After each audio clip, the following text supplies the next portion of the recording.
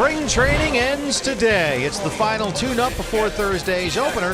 D-backs baseball brought to you by Chaz Roberts Air Conditioning and Plumbing. The D-backs and the Indians, a spring matinee on Fox Sports Arizona. Good afternoon from Chase Field and welcome to the broadcast. Happy to be back this year. Steve Berthume, Bob Brinley along the way.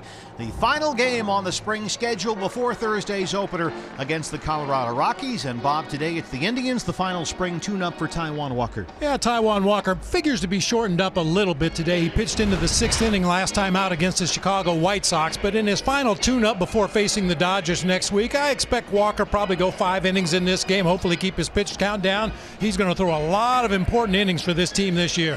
Couple of news items from the Diamondbacks offices this morning. Torey Lovullo announced today that Brad Boxberger will be the closer, at least to begin the season.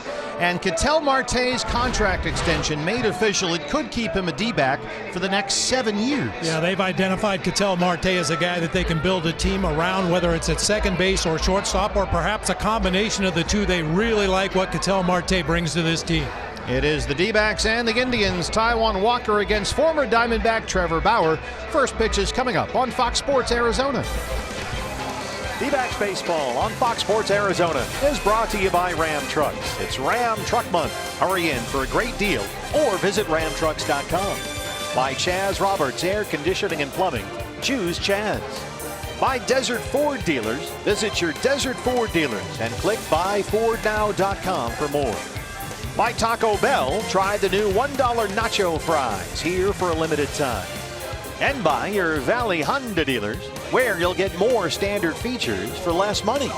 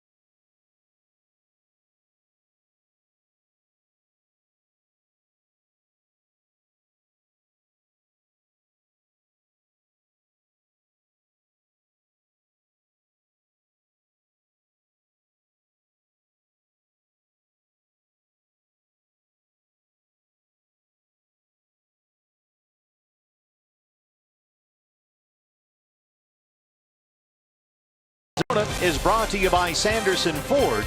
The best play is at Sanderson Ford. By Tire Pros, everything rotates around you.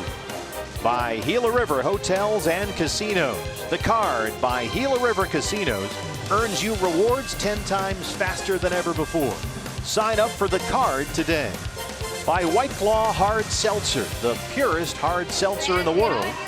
And by Subaru. Visit your local Subaru retailer to learn about the Subaru Forever, versatility that inspires. Well, the roof is open inside Chase Field, taking more advantage of this cool springtime weather. Taijuan Walker and the D-backs face the Indians. First pitch next on Fox Sports Arizona.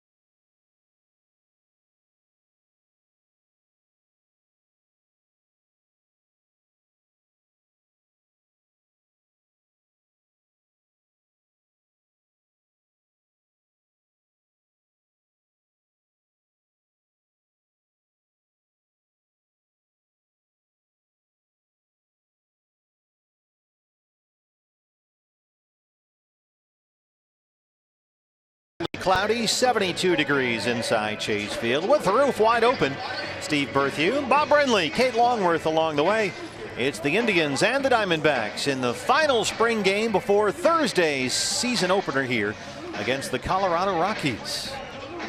Not exactly a playoff atmosphere here today, BB, but it's sort of a nice chill day to put your feet up on the seat in front and watch some D-backs baseball. Yeah, with clearly in your sights opening day just a couple of days away and the final game of spring training. Obviously both teams want to just get out of here intact, no injuries today, no health problems, move on to the regular season with everybody on the roster ready to play.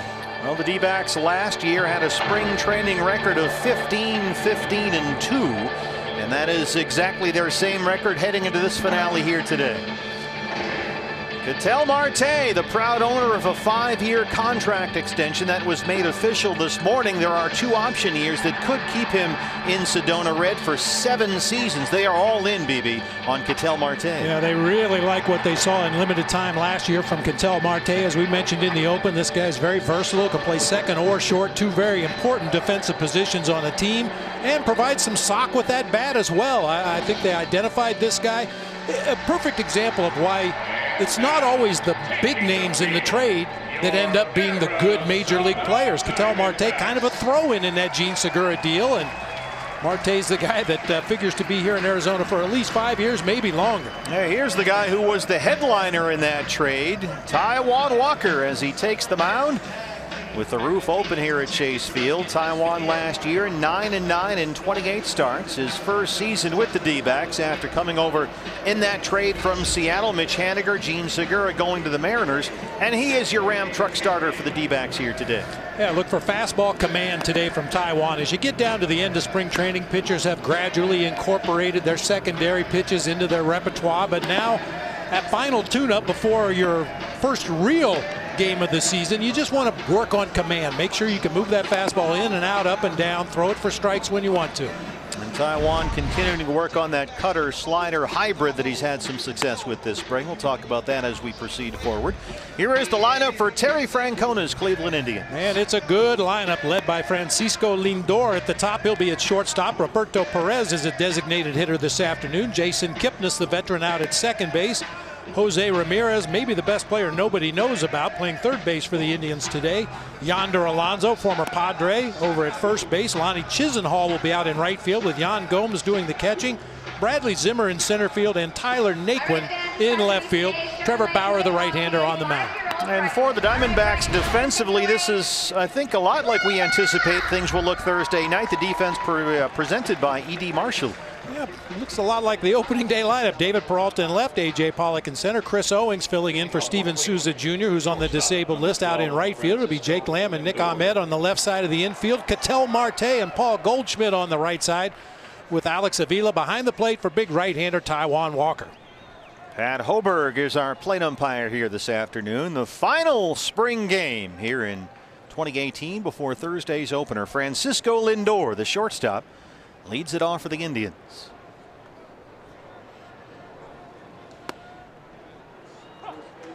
Lindor having a big spring. He's homered 5 times, 242 this spring. The Indians have hit a whole bunch of home runs in Cactus League play. Yeah, 59 bombs for this Indians offense, 7 of them grand slams. Yeah, Perez has 5, Kipnis has 6, Ramirez has 7, Yonder Alonso, or has 1. Yonder Alonso has 7 home runs. Taijuan ahead quickly 0-2. That's hit to second base. There is Ketel Marte, quickly 1 down. Time now, BB, for your Valley Honda dealers. Key to the game. Yeah, we mentioned the lineup for the Diamondbacks. We assume this is what we'll see on opening day. So this is just a dress rehearsal. We'll see how long the starters stay in the ball game today. Usually the last game of spring training is very short duty, but we'll see how Torrey chooses to play it today. One of the guys who will split the catching duties for Cleveland. He's the DH today, Roberto Perez. Having a big spring like a lot of these Indians hitters. 341 with 5 homers. You'll notice right away the addition of our K zone up there. We'll keep that up there for you throughout the ball game. Give you a better idea of where these pitchers are locating.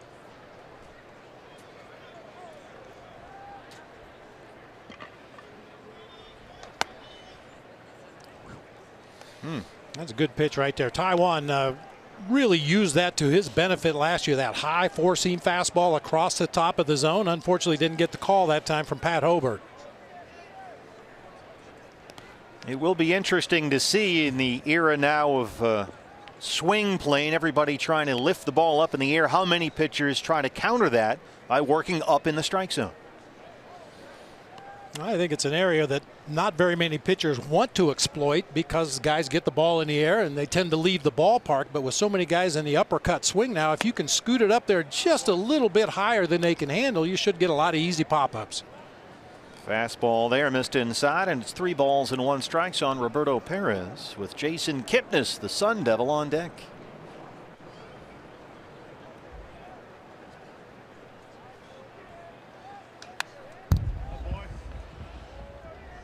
Perez beginning his 5th season in the big leagues, all with Cleveland. He will split the catching duties with Yan Gomes, who's behind the plate today. There's Jason Kipnis.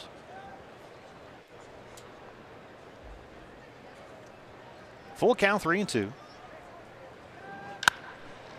Goldie smothers that one in the hole. Walker gets over there, 2 down.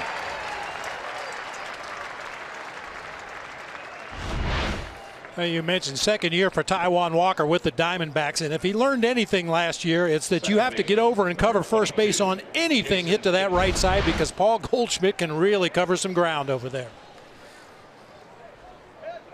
2 down for Taiwan. That brings up the second baseman, Jason Kipnis, hitting .360 this spring with 6 home runs. He was plagued by a right shoulder problem throughout last season, only played in 90 games. Diamondbacks will put the shift on here.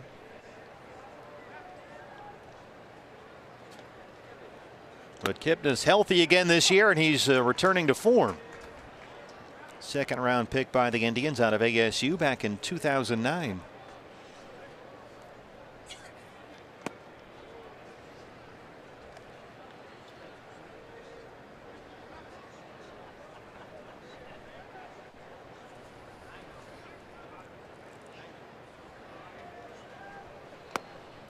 No American League team won more games last season than the Indians. They won 102, including a league record 22 straight at one point. Terry Francona's tribe 17 up on the Twins atop the AL Central, but they lost in the division series against the Yankees. 2 balls and 2 strikes.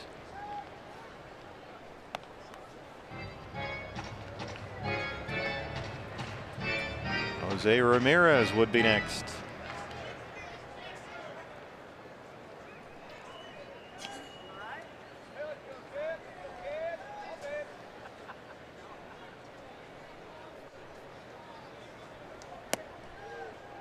Kipnis lays off a close one. He's worked it full 3-2.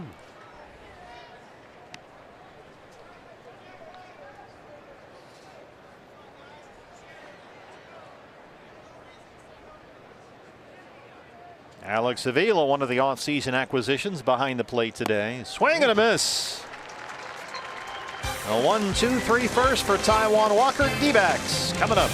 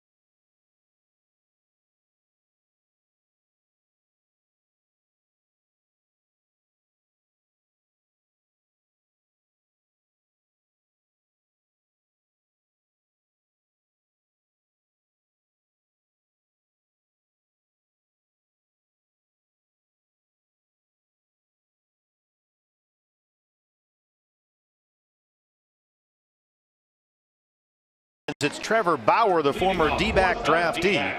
A 17-game winner with Cleveland last year. Career highs in wins, strikeouts, and innings pitched. He's 2-1 this spring so far. Boy, and he was really good down the stretch for the Tribe last year. He was 8-1 in the last 2 months of the season with an ERA in the mid-2s. He's kind of scrapped his cut fastball in favor of a slower, more controllable slider, which really turned his season around last year in the second half. Here's a look at the lineup for the D-backs this afternoon. David Peralta will lead it off out in left field. A.J. Pollock will be out in center. Paul Goldschmidt down at first base. Jake Lamb across the diamond at third. Ketel Marte will be playing second base with Alex Avila behind the plate. Chris Owings in right field. Nick Ahmed at short, and Taijuan Walker on the mound. Jose Ramirez a little late getting out of the Indians dugout. He's assumed his position now at third base, and we're set to go.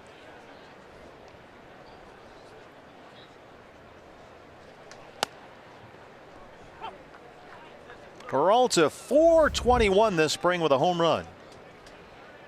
He homered off Bauer here at Chase Field last April. Remember, the Diamondbacks swept the Indians here the first weekend of last season.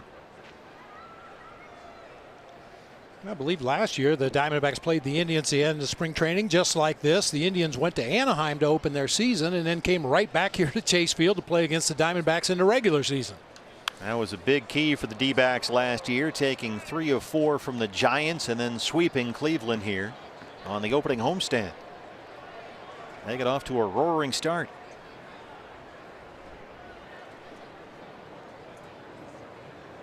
National League Manager of the Year, Zory Lovello. Bauer goes to that cutter slider hybrid pitch, and he strikes out Peralta. E.D. Marshall has a look at the Indians defense. Tyler Naquin in left field. Bradley Zimmer will be out in center with Lonnie Chisenhall in right field. The infield will be Jose Ramirez at third, Francisco Lindor at shortstop, Jason Kipnis at second base, Big Yonder Alonso over at first, Yan Gomes doing the catching for right-hander Trevor Bauer. A.J. Pollock in the 2-hole. A.J. just under 270 in Cactus League play with 1 home run.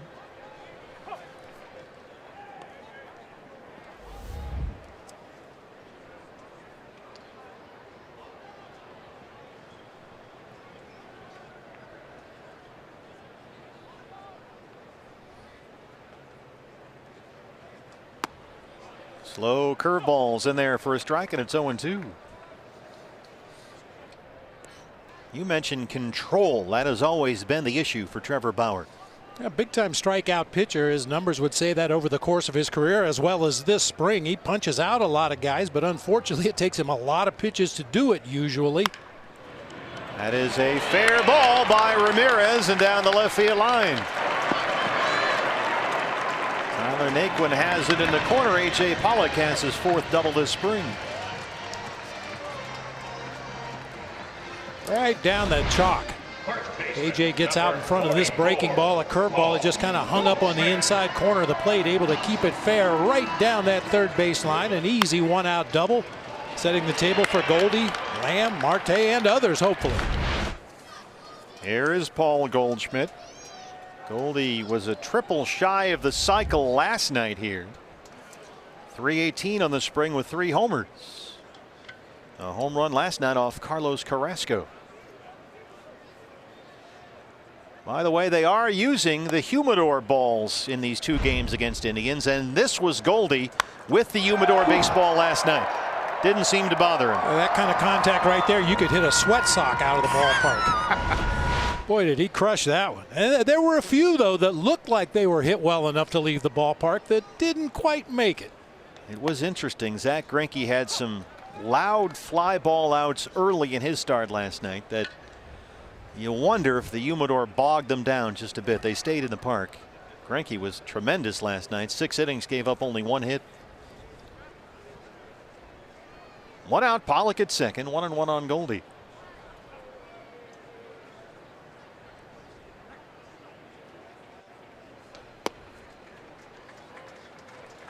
Jake Lamb hit a baseball last night for his 3rd home run of the spring. That was 108 miles an hour off the bat. And according to the research, it traveled 10 feet shorter than it would have had they not been using the humidor, if you're into that kind of thing. So that's all the data we have so far on the use of the humidor here at Chase Field. Well, we definitely know who is into that sort of thing, and that's the Diamondbacks analytics department. Oh, yeah. And you bet they've been crunching numbers and adding and subtracting and dividing and all that good stuff to try to figure out, is it going to benefit the Diamondbacks? Obviously, it's going to benefit the pitching staff, but what you lose offensively, you know, are you making it up defensively and on the mound? And I'm sure they've crunched all those numbers and have come up with somewhat of a formula to attack the humidor balls. Run production is something you hear a lot about. Run prevention is something that's highlighted by this D-backs front office in terms of good defensive players and anything else they can do to keep those runs down. Full count, 3 balls, 2 strikes. Jake Lamb on deck.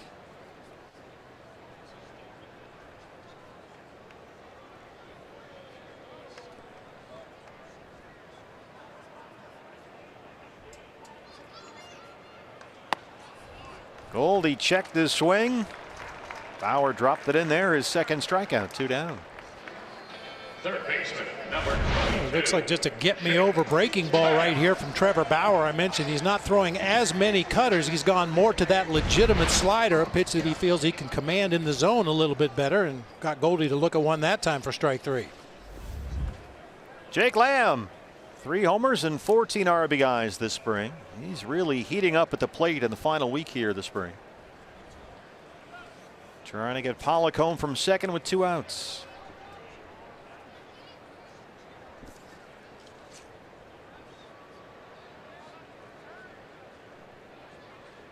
This was Jake Lamb last night leading off the second against Carlos Carrasco.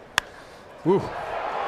And hopefully Jake will be able to carry that same swing right into the regular season. We all know the difficulties he had in the second half of the season and against left-handed pitching, and he's going to see a bunch of lefties early in the season this year.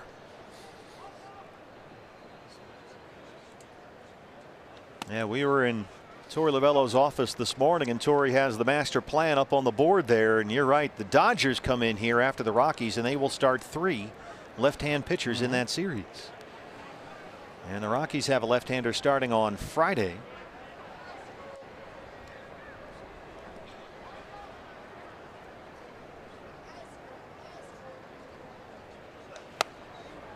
Swing and a miss on that slider. It's 1-2. Mentioned Jake heating up. He homered and doubled last night. He's got the home run, 5 doubles in his last 8 games.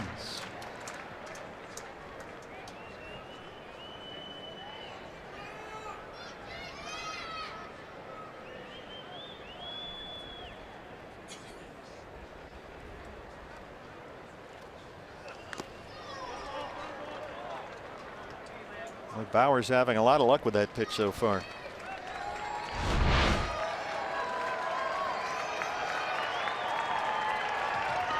Just did get a piece of it down into the dirt before bouncing into Gomes' mitt behind home plate. Indians do not put a shift on for Jake Lamb. We saw a lot of teams shift against Jake this spring.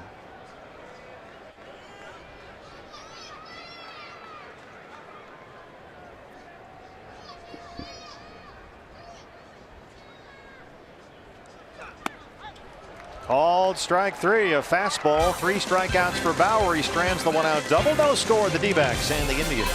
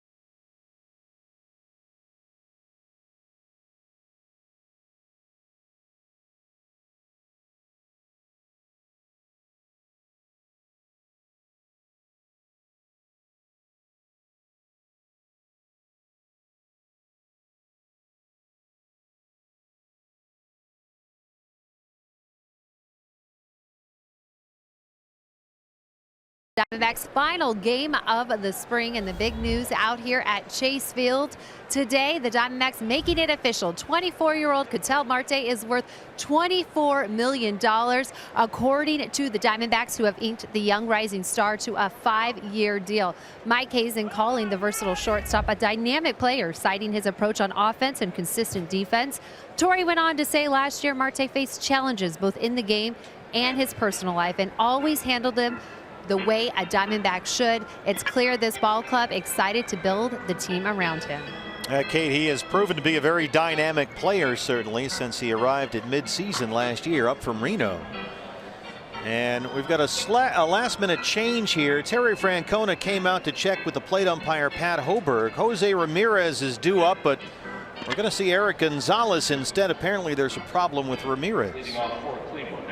So Ramirez, the third baseman, being pinch hit for to lead off the second inning, and this is Eric Gonzalez. Well, we speculated that perhaps the managers would shorten guys up today. I didn't think it would be in the second inning, but for whatever reason, Jose Ramirez out of this game. Kate was talking about Ketel Marte, Bob, and Torey Lovullo mentioned this. The Diamondbacks, and you forget this because of how well Marte played last year, but the Diamondbacks lost 2 shortstops last season, and Nick Ahmed and Chris Owings. That would have absolutely crippled many teams. Most teams, yeah. But the way Ketel Marte came up from Reno, they didn't skip a beat. Hit the ground running offensively, provided some thump. Great speed, great quickness defensively with that first step. Strong, accurate throwing arm, everything you want. Little squib shot. Goldie covers it, but he's got no play in foul ground, and Gonzalez is aboard.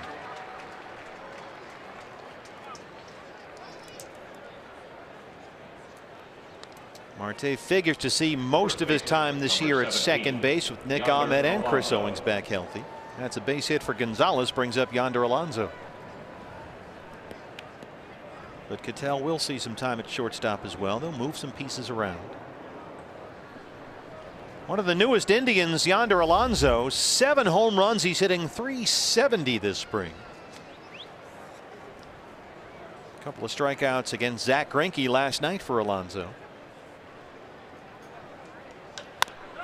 Goldie, and they turn 2. There it is. I still say he does that better than anyone in the game. The thing that's amazing is that the initial throw is always right on the money where the middle infielder can handle it. Usually around waist high, chest high, on the proper side of the bag so that middle infielder can clear the sliding runner. And then gets back to the bag to cover himself. 3-6-3, not as easy as he makes it look. Lonnie Chisenhall, the right fielder. D-backs have the shift on for the left-hand batter. Chisenhall 185 this spring. Marte, the second baseman, out of the outfield grass. Ahmed, the shortstop, over on the first base side of second.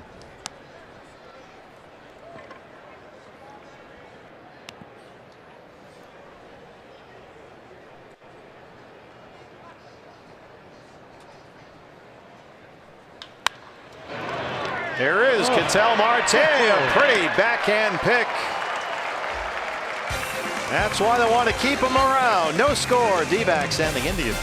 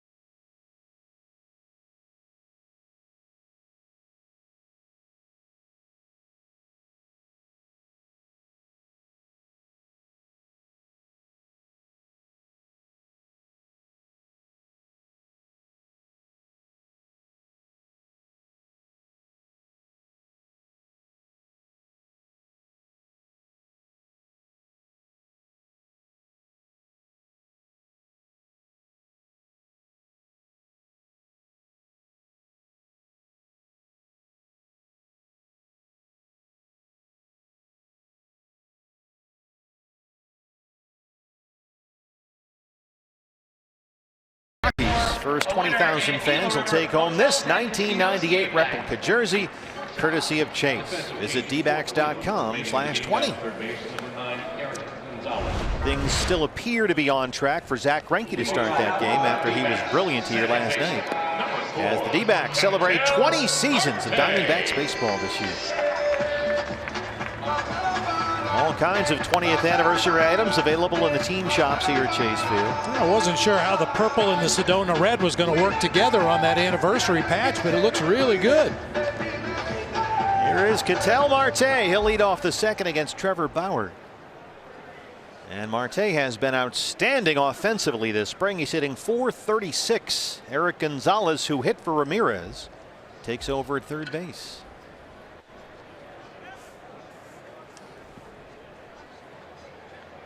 Bauer 3 strikeouts in the first. Marte chops that one by Lindor and into left, a leadoff single.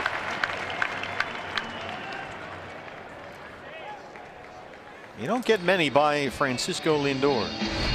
Well, when you hit him this hard with a little bit of side English, that's about the only way you're going to get it by him. Nice swing that time by Marte. Barrels that ball up to the left side, just past the diving Lindor into left field.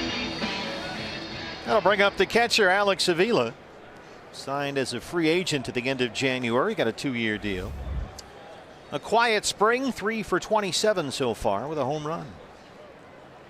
So Alex played a little bit of first base here in the ball game last night. He may see some time down there along with Daniel Descalso on those Goldie off days.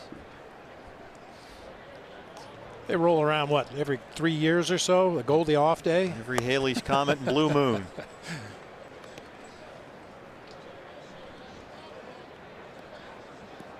Avila 9 seasons in the big leagues. Double-digit home runs 4 times, including 14 last year with the Tigers and the Cubs.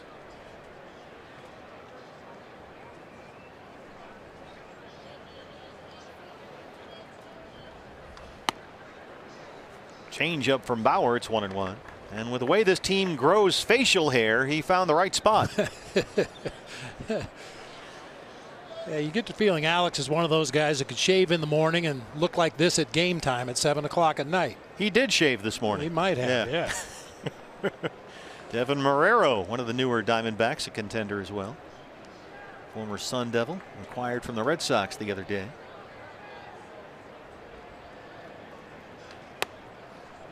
But Avila will be one of what we presume will be 3 catchers, along with Jeff Mathis and John Ryan Murphy. Sad to see Chris Herman go, but he ran into a numbers crunch with both Herman and Murphy out of minor league options. Yeah, and you look at the makeup of the rest of the roster, and there wasn't the need for Chris Herman's glove in right field or left field or first base this year that the Diamondbacks had last year. Marte takes off for second, head first slide, and he's out of there. Yan Gomes throws him out.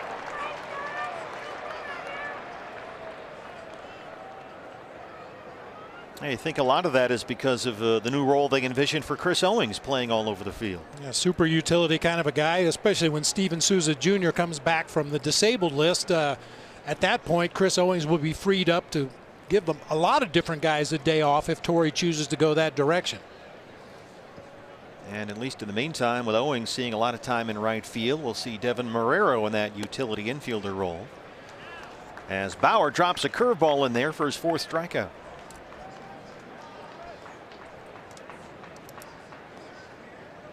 You hate to give too much credit to an opposing pitcher, but Trevor Bauer looks like he's ready to start the regular season. Thrown some good change-ups already. That hybrid slider cutter is a much better pitch for him this year, and he spotted his fastball well in the early going. Chris Owings in right field, .255 this spring. And Trevor Bauer lost 4 of his first 6 starts last year, but still wound up a 17-game winner. He was 10-2 after the All-Star break. He really figured it out along the way. There's another curveball. He is lined up to pitch Cleveland's 3rd regular season game on Sunday in Seattle. Corey Kluber pitches the opener, then Carlos Carrasco. Behind Bauer, they've got Mike Clevenger and Josh Tomlin.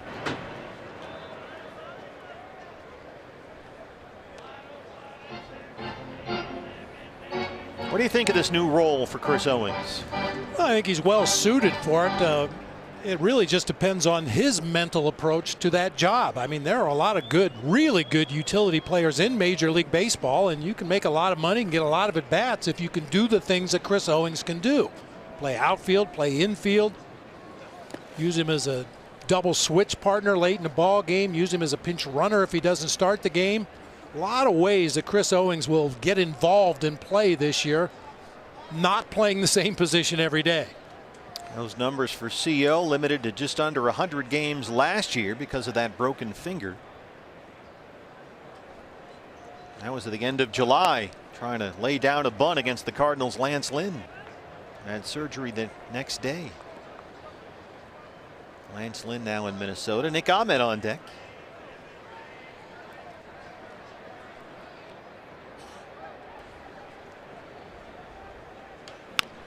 This is bounced to third base for Gonzalez. Slow throw, and it gets by Alonso.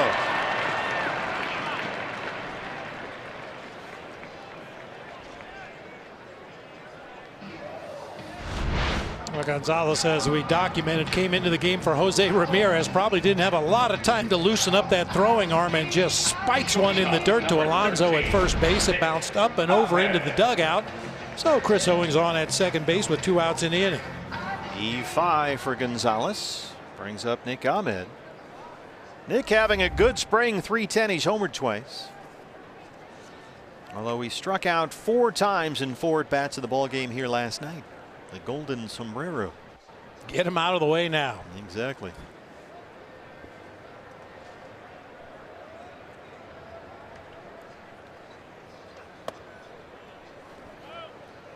Slider up and in, missed. It's a ball and no strike. Only 2 home runs on the spring for Nick Ahmed, but his swing looks different this year. We've talked a lot about guys trying to get the ball in the air a little bit more, get their launch angle up in the air a little bit more, and Nick looks like a guy that has shortened up his swing, has a little bit of that upward arc as he comes through the hitting zone, especially on pitches on the inside part of the plate.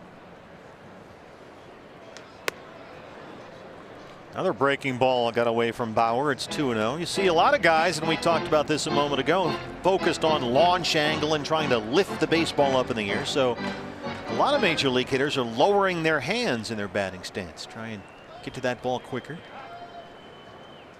But Nick has always been a guy who tinkers with his mechanics up there. Something it seems is always changing.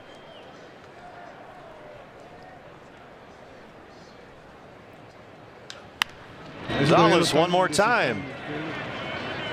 Perfect strike there. We're through 2. The Diamondbacks and Indians, no score.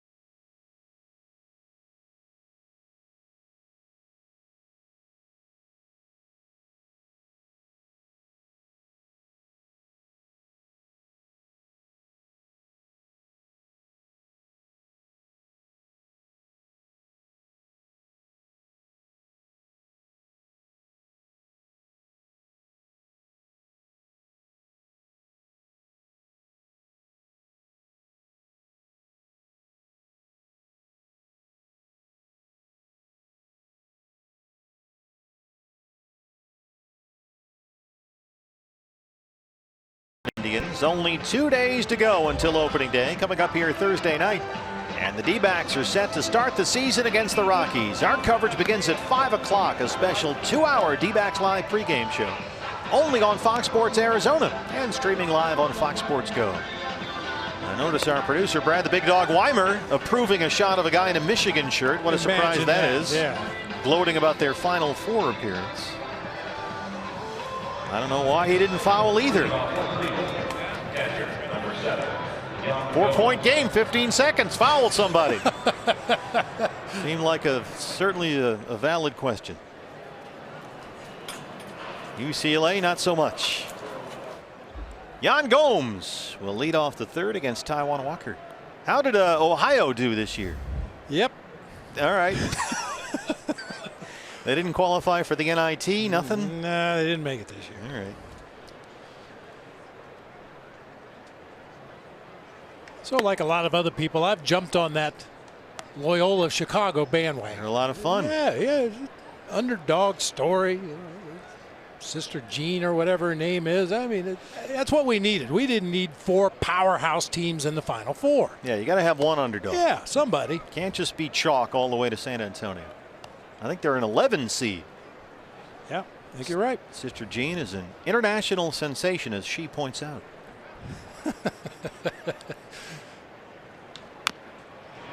Yeah, they're making Sister Jean T-shirts and bobbleheads and socks and everything. That's what it's supposed to be about. Like just the Loyolas of the world, amateur athletics, having some fun.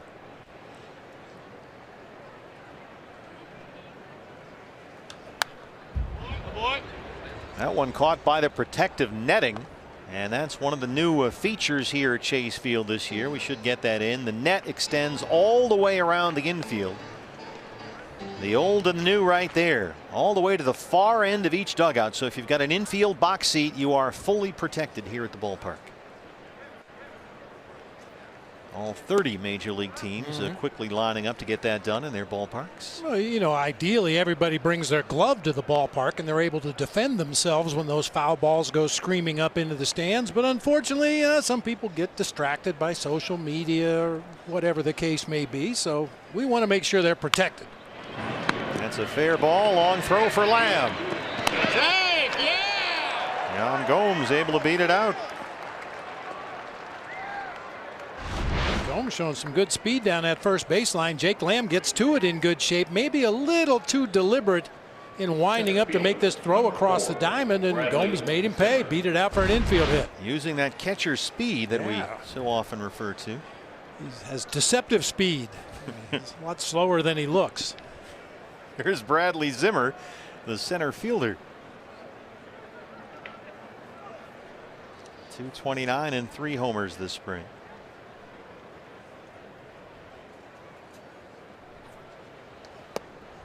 Lamb in on the grass at third.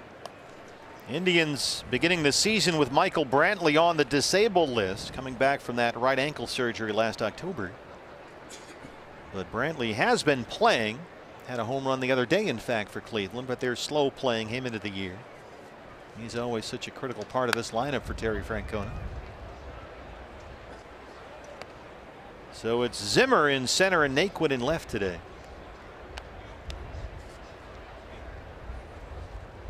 Yeah, Brantley will stay here when the team breaks camp. He'll work out over in Goodyear until the end of minor league camp, and hopefully by then he'll be physically able to take his spot on this roster. Well, he's one of those guys you just love to see him stay healthy for a full season and see what kind of numbers he could put up.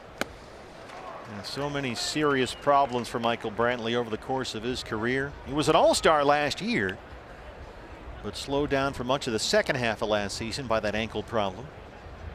Before that, right shoulder injuries, right biceps injuries.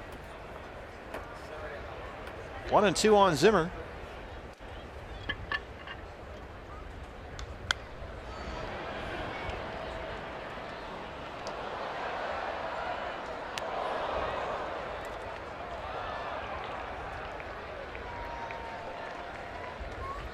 Now the Diamondbacks have the infield shift on here with a man on first base. They were in a similar spot last night in the game, and Jake Lamb was a little slow getting over to cover the bag.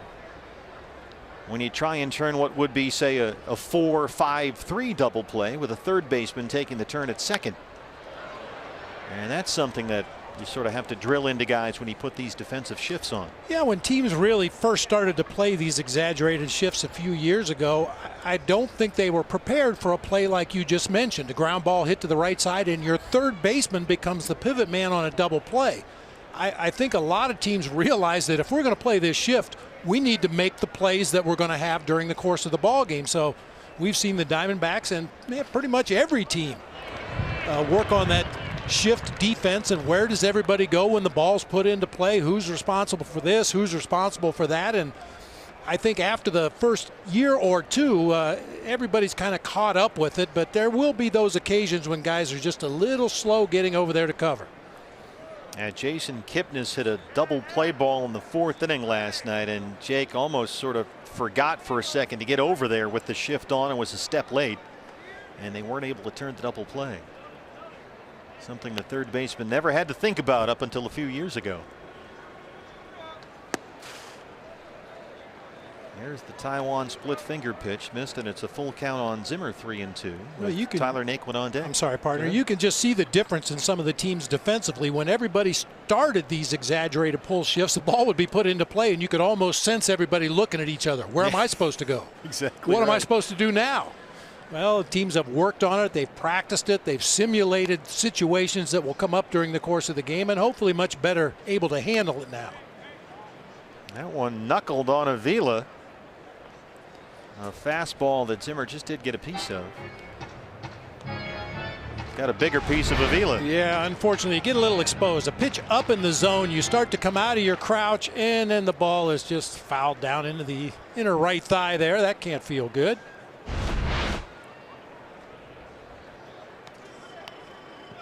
Now, you know, as a catcher, like a high pitch, something up around shoulder high on a hitter, as soon as you come up out of your crouch and start to go up with your upper body and your glove, that midsection is exposed, and if the guy check swings like Zimmer did right there, you're very susceptible. Line to Goldie at first, and Gomes just does get back safely as Nick Ahmed covered.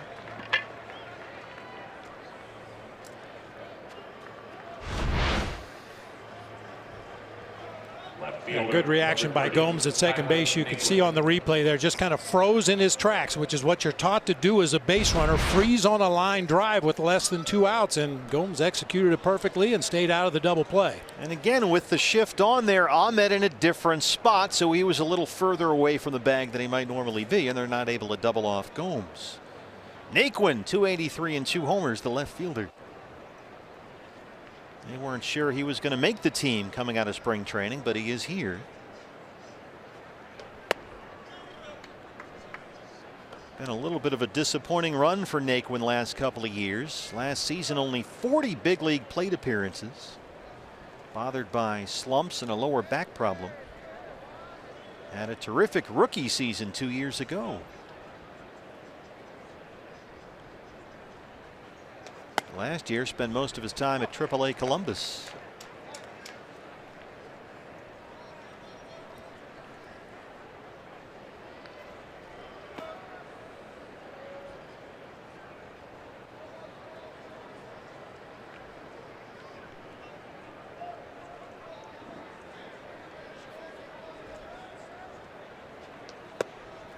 Fastball missed, 2 balls and 1 strike.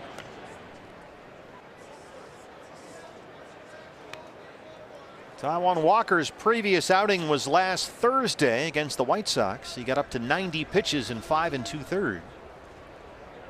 Gave up 3 runs, 8 hits. He struck out 7.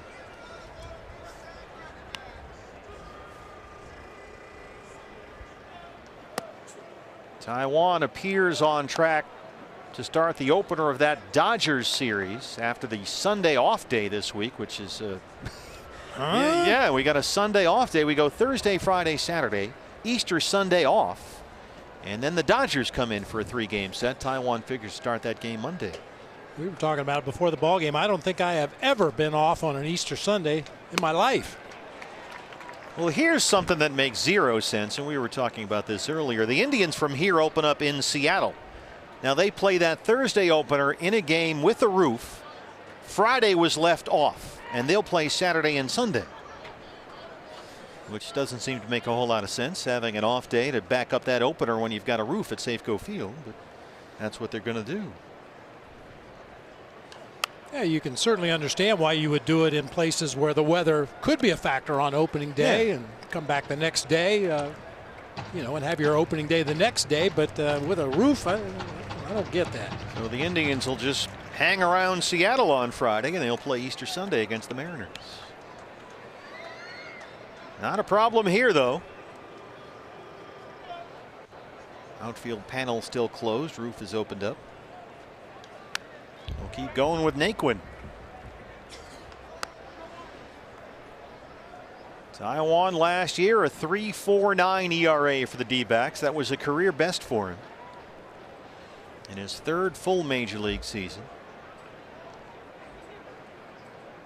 Yan Gomes, the catcher, at second.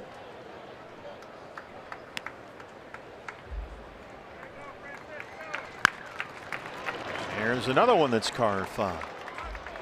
One thing about Taijuan Walker, he was very good within the division. 8 of those 9 wins came against the National League West.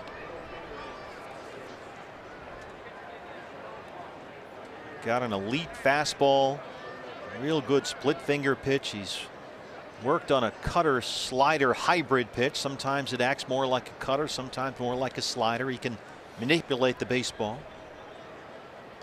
Swing and a miss. There's the high fastball. Second strikeout for Walker, 2 down. Well, we know he's capable of doing that. I think that's an underused weapon for Taijuan Walker. That high fastball, so tough to catch up to that pitch, so tough to lay off of it as a hitter. And we know that Taijuan can blow it by guys up there around the letters. Francisco Lindor grounded out to lead off the ball game.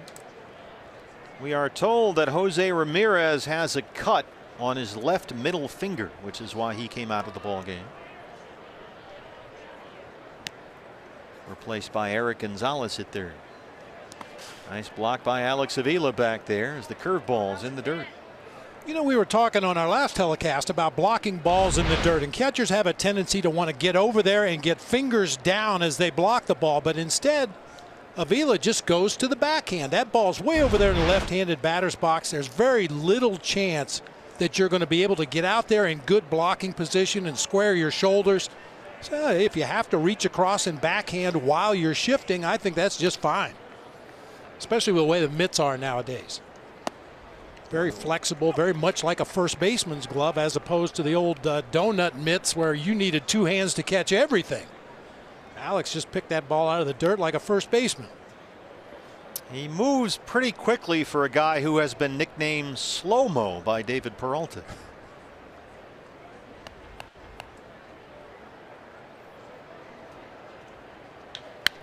Lindor lifts one in the air to right center field. AJ's over there. And Taijuan Walker puts up a third scoreless inning. D-backs coming up.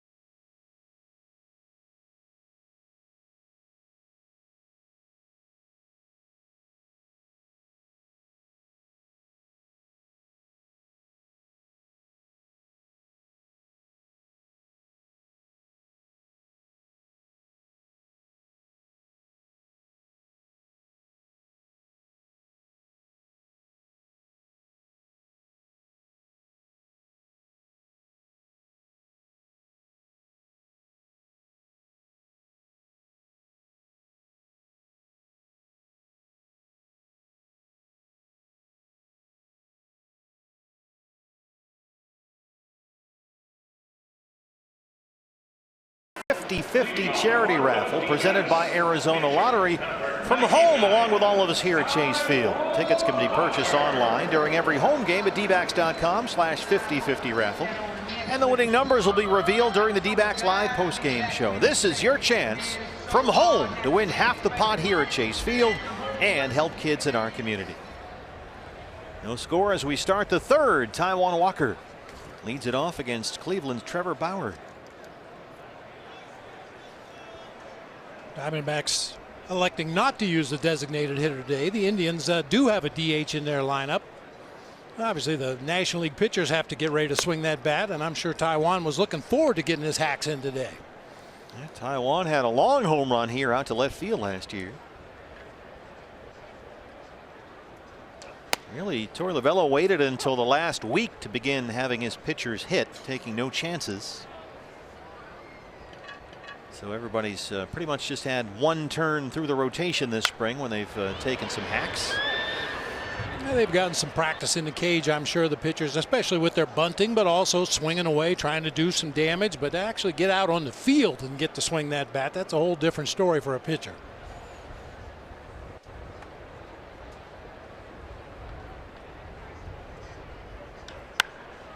Taijuan lifts a slider in the air to right field for Chisenhall.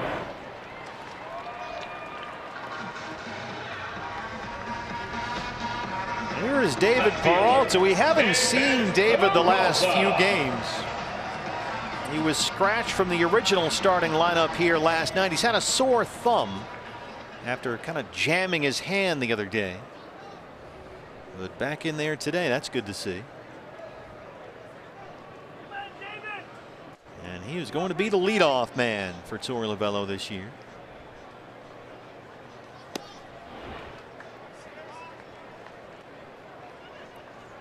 Torey saying he likes a leadoff hitter that can impact the baseball. Doesn't necessarily need a guy who's going to get up there and foul off a whole bunch of pitches and get on base and steal bases and that kind of thing. So they're breaking from prototype just a bit with David Peralta, but they like the energy he brings to the top of this lineup. Yeah, real good base runner, not necessarily a base stealer. He will get his share of stolen bases, but a really good base runner, going first to third, scoring from first on an extra base hit. Get a guy up there that can do some damage.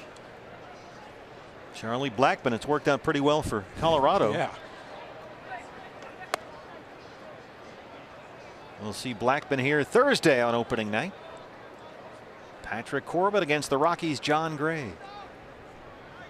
There's Patrick, a well-deserved opening day honor for him. Change up from Bauer, and it's 2-2. Boy, Bauer's had a really good changeup today. That's not one of his go-to pitches, but really using it a lot today, maybe because it is his last start in spring training and he wants to refine that pitch a little bit more. And a really good weapon for him here today.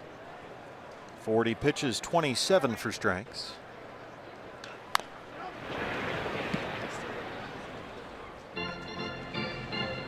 Well, everybody knows about Trevor Bauer's history here, a Diamondback draftee. First round selection, the third pick in the 2011 draft out of UCLA. And made his big league debut the following season at the age of 21.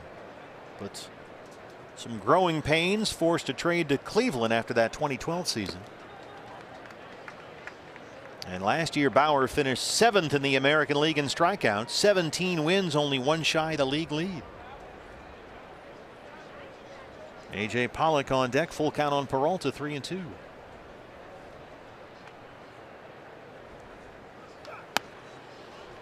Spots the fastball, 5 strikeouts for Bauer. Second time he's gotten Peralta today.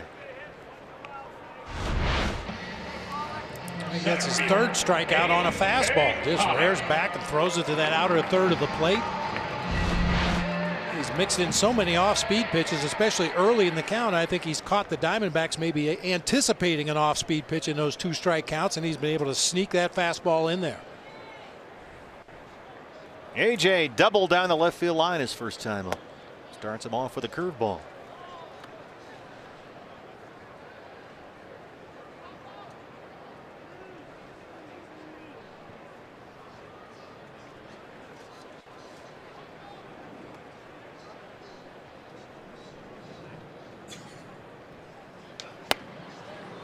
There's that heater from Bauer, and it's 1-1.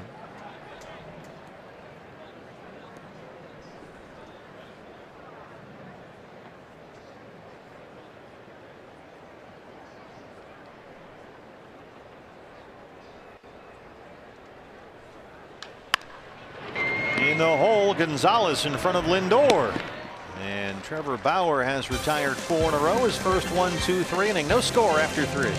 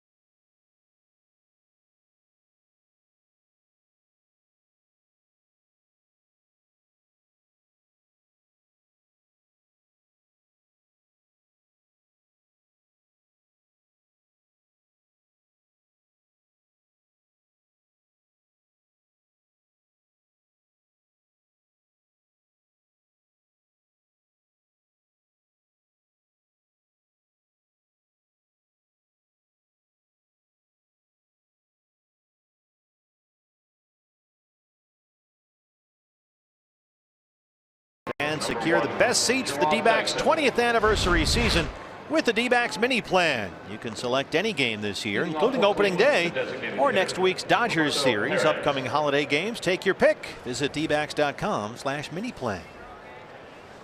Archie Bradley down there walking. We saw Archie use the bullpen cart when he came into the ball game last night. Gerard Dyson, of course he did, replaces A.J. Pollock in center field. The bullpen cart made its debut here last night. They have 2 of them, 1 for each bullpen. And it was a big hit. Everybody used it. That was a big question. Would guys use the cart? Would they not? Well, everybody was on board. Archie Bradley, Brad Boxberger, Yoshi Hirano. I got to tell you, that's a sweet ride, that thing, too. That's a good looking. Right there it is. Nice whip. I think it's going to be solely dependent on the performance after you climb out of the bullpen car. That seems to be the consensus. Yeah, if you get guys out, hey, this is all right. But you know, if you happen to get out there and get whacked around a little bit, I'll just run to the mound. Thank you. Yeah, much is going to depend on whoever the first guy that goes out there in a game using that thing, how he does. But it's a nice piece of nostalgia the Diamondbacks have brought back this year. I remember the old days of the bullpen carts. Everybody loved those. Did they have one at Candlestick? What did they use? No, the bullpens were, you know, just on the warning track in foul territory down the first and third baseline. So, you know, it was a short walk into the infield from there. Hard to short, a one hopper to Ahmed. Long throw for Nick. And they retire Perez to open up the 4th.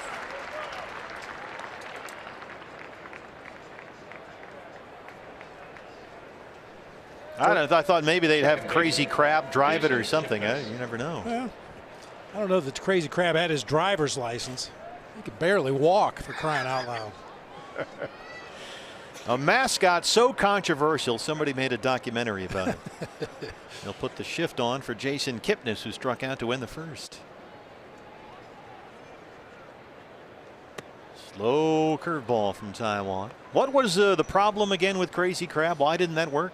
Well, they took a poll of Giants season ticket holders and some casual fans that came out to some games, and over the course of I don't know how long, they determined that the fans decided they didn't want a mascot. And so the Crazy Crab was kind of the anti-mascot. We're going to put him out here, and we encourage you to throw things at him and boo him. This poor guy, you want to talk about a tough gig. he would come running out that bullpen door down the right field line, and immediately people would start booing and throwing, you know, hot dog wrappers and cups of ice at him. He'd pop out of his little hole down there 2 or 3 times in the ball game and dance around in front of the fans, and they would just litter the field with stuff. 4-pitch walk to Kipnis. I remember the documentary that they did on the guy who was Crazy Crab. They tracked him down. He took it seriously because he was a performance artist. Right, yeah. An actor. He wasn't trade. Yeah, he didn't consider himself a guy in a suit. He was there to perform. Didn't quite work out, I think, as he expected. Here's Gonzalez, who came on for Jose Ramirez. Ramirez again had to leave with a cut on his left middle finger, we are told. So it's Gonzalez at third. All those fans in Giants land love that Crazy Crab. Not so much. Not so much. Eric Gonzalez, 60 games with Cleveland last year, .255 hitter. Plays all over the field, second base, shortstop, third base, the outfield as well.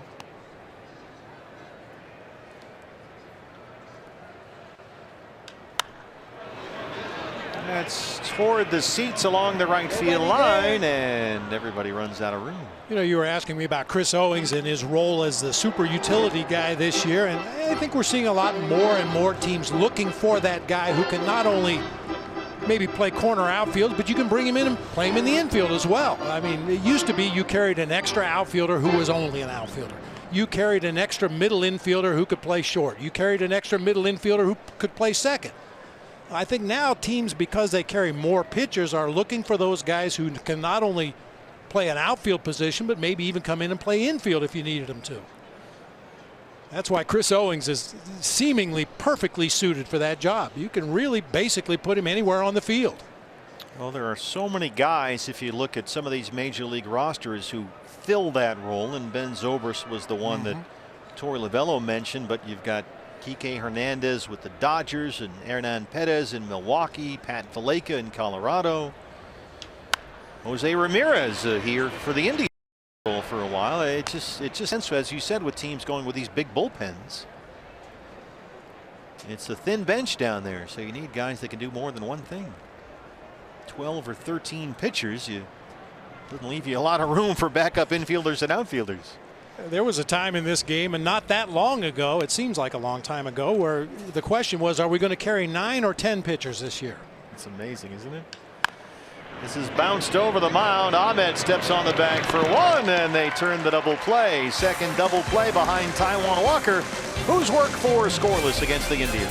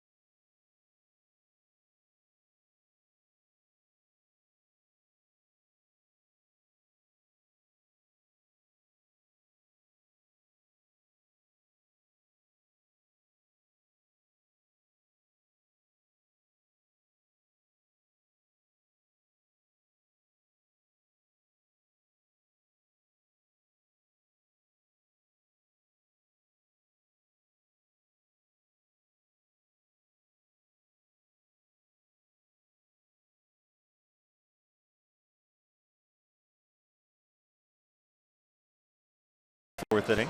D-backs fans, baseball is finally here. We are set to go Thursday, and it's on MLB.tv. You can watch select D-backs games live on your favorite supported devices. Blackout and other restrictions apply for regular season games, so visit MLB.tv for all the details. Goldie leads off the 4th against Trevor Bauer. No score, each team with 2 hits. On a nice sunny cool day here in the Valley of the Sun.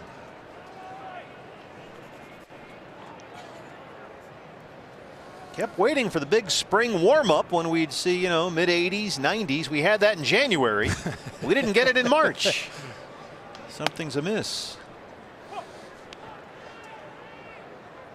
Goldie struck out his first time up. Bauer has 5 strikeouts. He's set down the last 4 he's faced. Did you see the video of Goldie getting hit in the head the other day? No, I did not see that. I heard about it, but when I saw he stayed in the game and took a couple more at bats after that and declared himself fine, I just kind of ignored it. It was so horrifying you don't even want to think about it, but playing in a minor league game against the Rockies in a backfield Saturday at Salt River, took one off the helmet. It kind of grazed the helmet and knocked it off his head, but as you said, he said he was just fine, stayed in the game and had some more at bats, but boy, you just shudder to think about that. And I imagine as a manager, when you're playing these types of games, you just want to get them done so everybody's in one piece.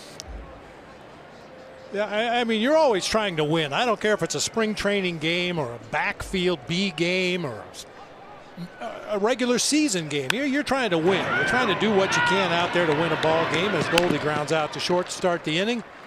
But you get down to this time of spring, and I think every manager in the back of their mind is just praying, please let us get through today with everybody intact. Zach Greinke looked outstanding last night. Greinke threw 75 pitches, 55 for strikes. 6 innings of scoreless baseball, gave up only 1 hit. Coming off that groin problem, he still looks to be on track to start here Saturday against Colorado. Jake Lamb. And of course, everybody saw the Steven Souza Jr. diving attempt that strained a pectoral muscle, so Souza will begin the season on the DL, but they don't think he'll be out too long. Randall Delgado still battling an oblique. Randall will open the season on the DL, but he has been throwing. They threw a 25-pitch bullpen on Saturday over at Salt River Fields. And in other news, Shelby Miller is expected to throw a bullpen today. I was looking down there. I wasn't sure if it was Shelby or not. Somebody threw a bullpen session that drew a lot of attention this morning. I'm assuming it was Shelby. That was a big moment for Shelby when he threw his first bullpen the other day. I think it was last week, coming off the Tommy John surgery. It was such a big moment for him. He flew his family in so they could be with him just to watch him throw 15 pitches. That's how much it meant to him and how much it means to Shelby to get back out there. And if he can come back when they think he will be, which is about mid-season, that's going to be quite a mid-season acquisition. Oh, yeah. Something to think about for down the road. 1-2 on Jake Lamb.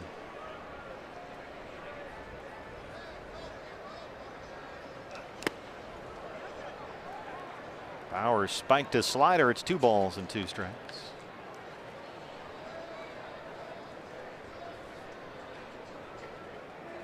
Ketel Marte with one of the 2 D-backs hits is on deck. He's singled to lead off the second.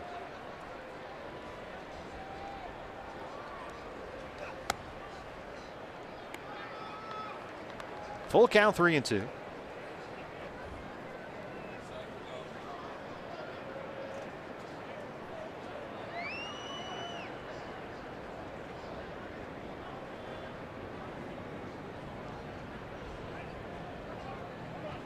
Went through them all that time. Jan Gomes just putting down suggestions for Trevor Bauer. Didn't see what he liked, so we'll start over again here.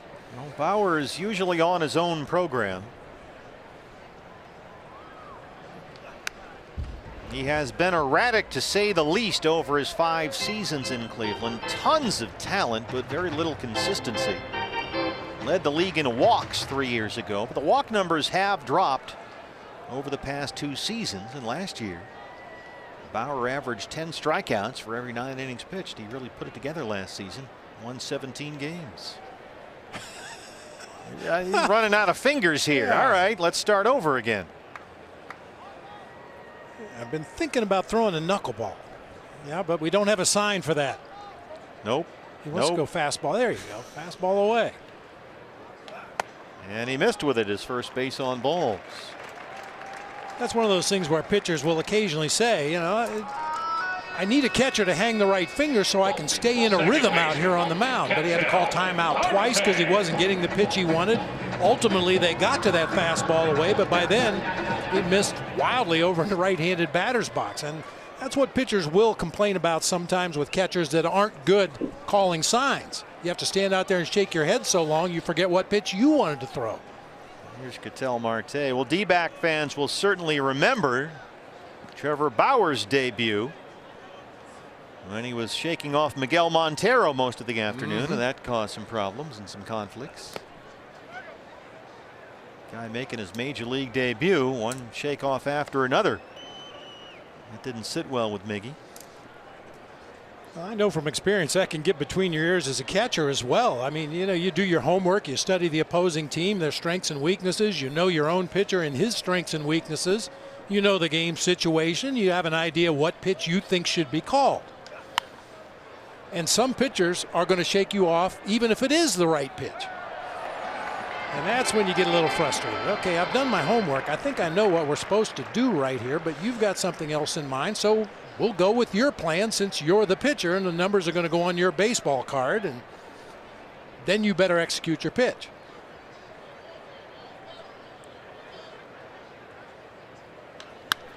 Marte rolls one into right field. Jake Lamb digging for third, and he's in there.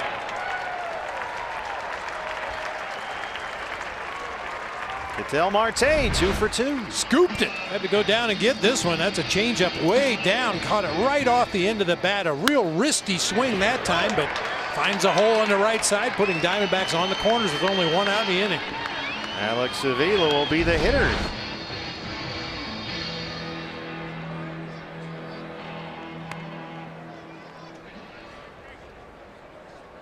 Avila struck out looking his first time.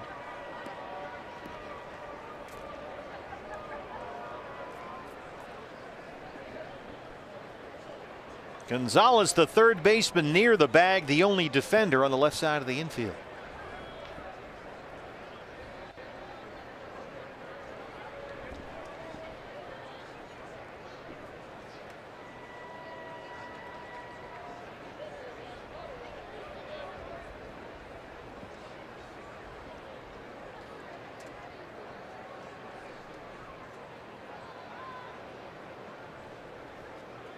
Speaking about shaking off signs and trying to stick to game plans, everybody is going to have to be more coordinated with that, with the limit on mound visits this year. You only get 6.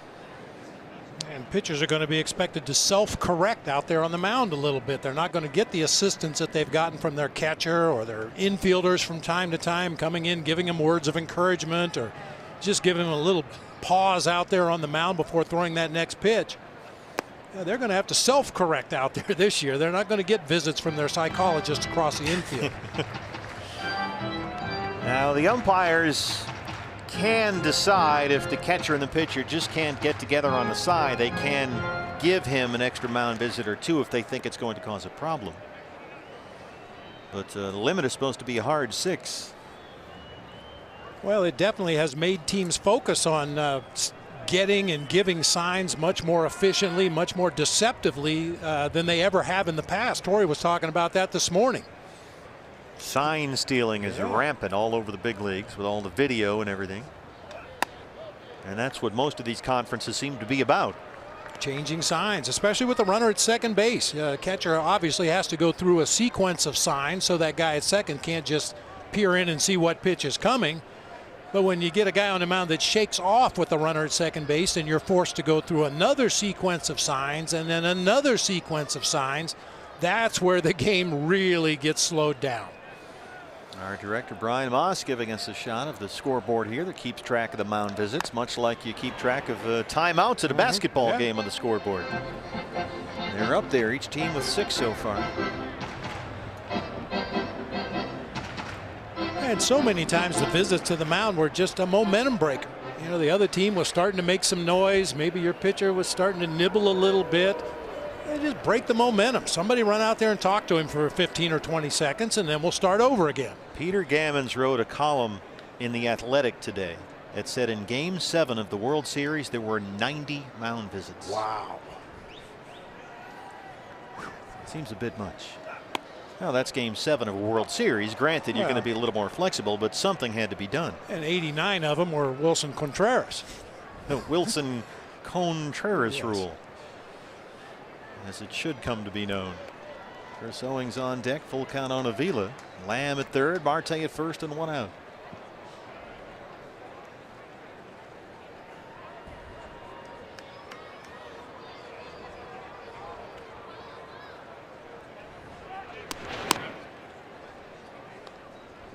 Diamondbacks have not been super aggressive on the bases this spring. They've picked up the pace a bit in the last week or so. But you remember last year how aggressive they were on the bases the first 6 weeks of the season. Everybody was off and running. It was a track meet first couple months of the season. And then the counter punching started. Throws to first base, pitch outs. Pitchers would just hold the ball on the mound. You mean like that? Yeah. Marte takes off. Avila hits it into the shift. And they'll get a run home as Lamb crosses, and it's 1-0 D-backs.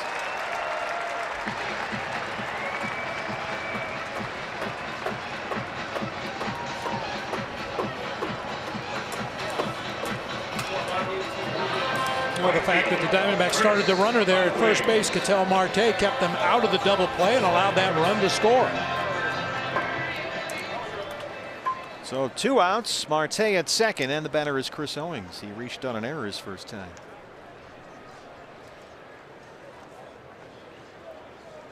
You mentioned the throws over to first. Once they get this mound visit thing down and everybody feels comfortable, that's going to be the next thing that people want to see change. And I don't know what you do there. First pitch swing, and CO hits it deep to center. It backs up Zimmer, but he's got room. We are through 4 at Chase Field in the spring finale. The D-backs lead the Indians 1-0.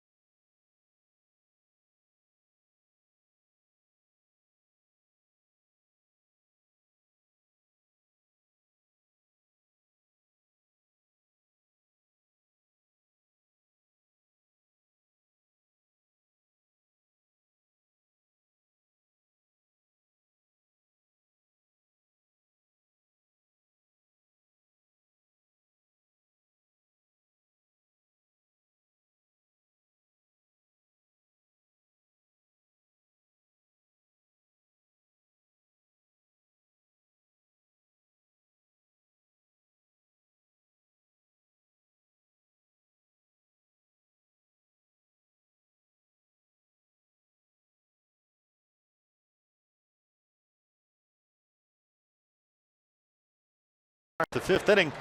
The D-backs home opener at Chase Field is Thursday, fans, against the Rockies. All fans will take home a rally towel courtesy of Leslie's Pool Supplies and an opening day schedule magnet.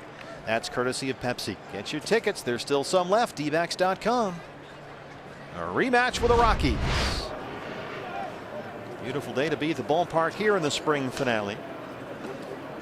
As Yonder Alonso, the Indians' first baseman, leads off the 5th against Taijuan Walker. Some defensive changes behind him. Alonso hit into a double play his first time up. There's a strike. Devin Marrero takes over at third, replacing Jake Lamb. Daniel Descalso's at first, as Goldie gets the rest of the day off. Slow curveball from Taijuan, and it's 0-2. There's Devin Marrero, the former Sun Devil, in at third, just acquired the other day from the Red Sox. Ramon Flores was sent to Boston. Descalso at first. Devin Marrero, from what we're told, is a tremendous defensive infielder. I've heard from my scouts in Boston that this guy is a really, really good infielder no matter which position he finds himself playing. Sure enough, new guy in there, and the first one finds him as Alonso bloops it just over his head. It is remarkable how often that happens. Yeah, Marrero was drafted in the first round by Mike Hazen and Jared Porter when they were in the Red Sox front office out of ASU. That was several years ago.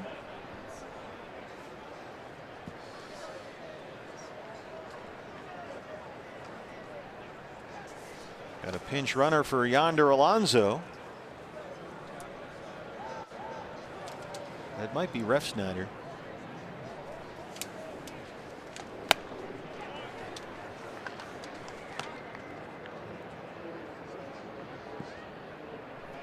Well, we have two number 30s. Boy, it's such a shame that spring is over. That's Mark Mathias creating some confusion for your staff up here because he's got the same number as Tyler Naquin. So Mathias running for Alonso at first. Chisenhall swings through that one. It's 0-2. I can't remember exactly what year it was, but Billy Martin was managing the Oakland A's down here in the Cactus League, and they had invited so many non-roster players to camp. They had guys wearing triple-digit numbers in spring training. I would prefer that than two number 30s.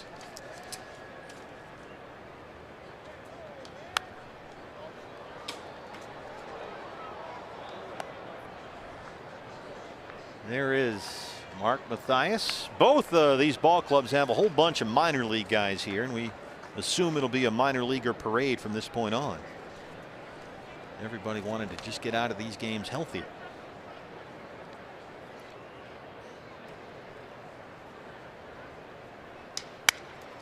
Broken bat bloop, and this one's going to drop as well. Dyson picks it up. Mathias heads for third.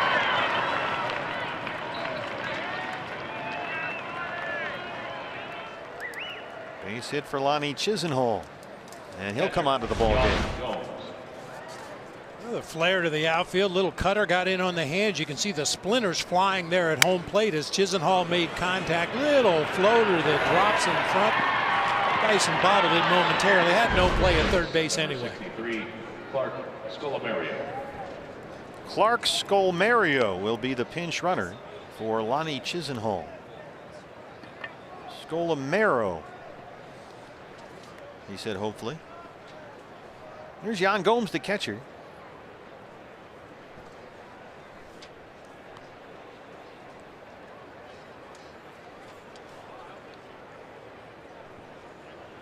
Scolamario.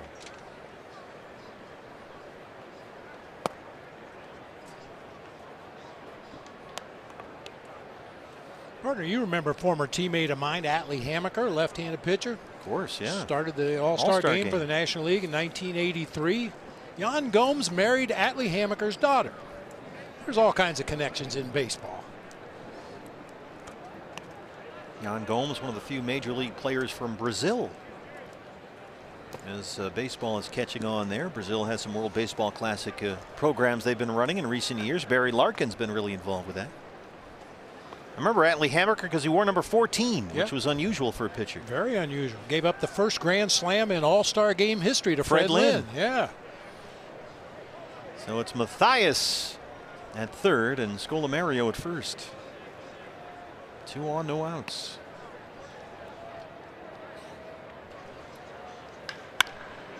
Bounce to shortstop. Ahmed Marte for one. High throw. Descalso not able to hang on, and Mathias scores to tie the ball game.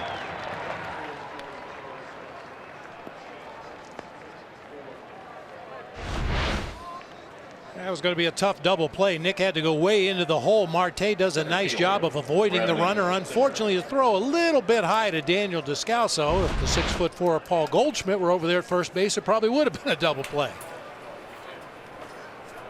So a 1-1 ball game.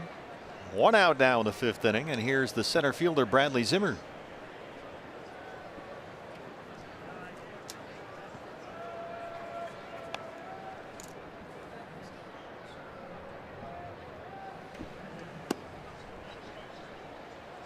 Zimmer lined out to first his first time up.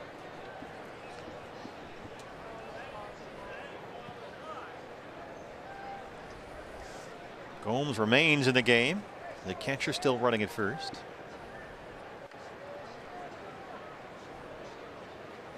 Bradley Zimmer, a guy who's getting a chance this year. He was a rookie last season at 241, 8 homers. First round pick out of the University of San Francisco in the 2014 draft.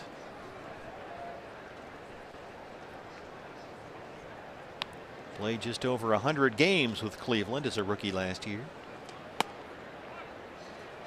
Fastball from Taiwan, missed, and it's 3 balls and no strikes.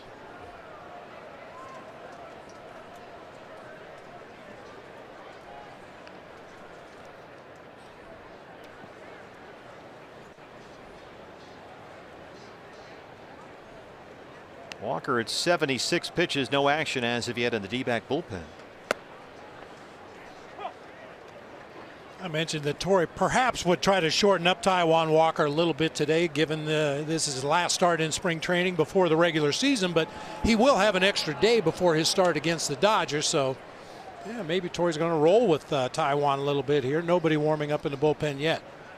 Taijuan got up to 90 pitches in his last start Thursday against the White Sox. There's the strike. Full count, 3-2.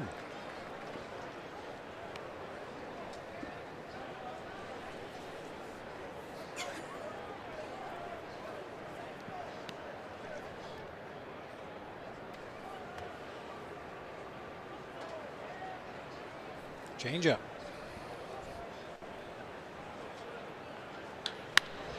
And hard to right. Owings is there.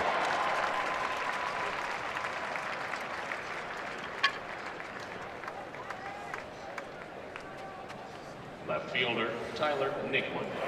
Good jump out there by Chris Owings. Not a surprise. He gets such great jumps on balls in the infield when he has very little time to react. Out there in right field, he gets the same quick jump.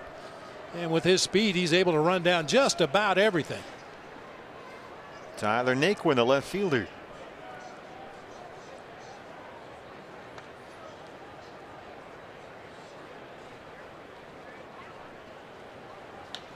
Look out, Taiwan, right back up the box. Ahmed behind the bag. Indians get the equalizer. We're tied at 1.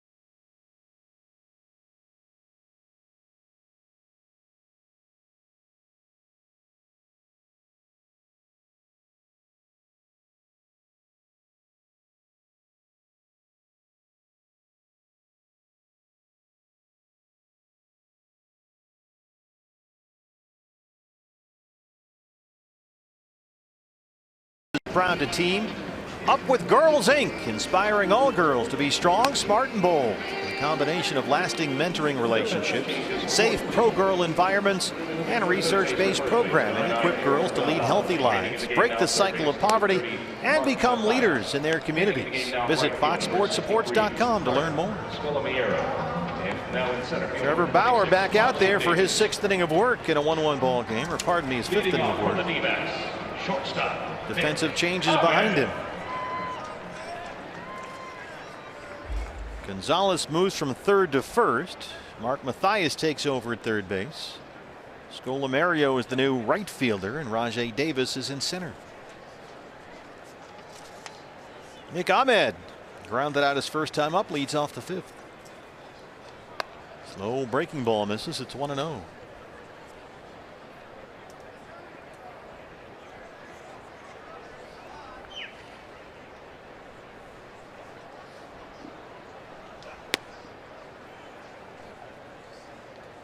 Well, it'd be nice to see Nick be able to stay healthy for a full season. He has just been clipped by the injury bug the last 2 years. And he's had some major injuries at that, 2 last year. Of course, he was hit by a Trevor Rosenthal fastball at the end of June, broke his right hand. And then he was rehabbing at AAA Reno, hit by another pitch and broke his right wrist. So he played barely more than 50 games for the D-backs last year.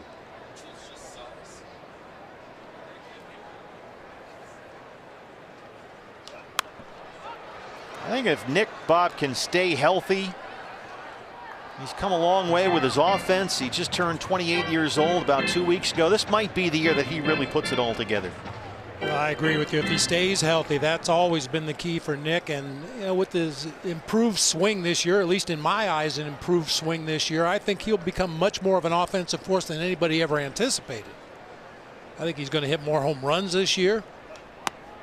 Maybe not this at bat, but eventually. Chased a curveball that time. That is 6 strikeouts for Bauer. Some action in the bullpen for the first time. The Sanderson forward bullpen. One of the new guys this year had a tremendous spring and made the ball club. The veteran Fernando Salas. He split last year with the Mets and the Angels, but he has looked very good this spring. Taiwan will take his at bat with 1 out in the 5th.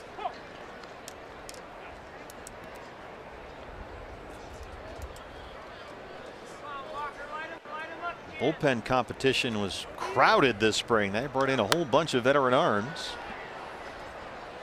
And Salas was probably the best of the bunch, at least in terms of results. Certainly Michael Blazek looked very good. Chris Medlin as well. There's Mike Hazen, the GM, on the right there. Yeah, very similar to what the D-backs did last year. Bring in a bunch of non-roster veteran bullpen guys and let them compete. Yeah, that's exactly what they did. We saw all kinds of names as Walker strikes out. Antonio Bastardo was here. Blazek still maybe in the mix. Of course, they had Savino Bracho, but they brought in some other guys. Neftali Feliz. TJ McFarland looks like he's going to make the ball club. Chris Medlin. Alberto Suarez, by the way, did not make the team. He was a Rule 5 pick. He was outrighted, so they're going to be able to keep Suarez in the organization. He'll report to AAA Reno.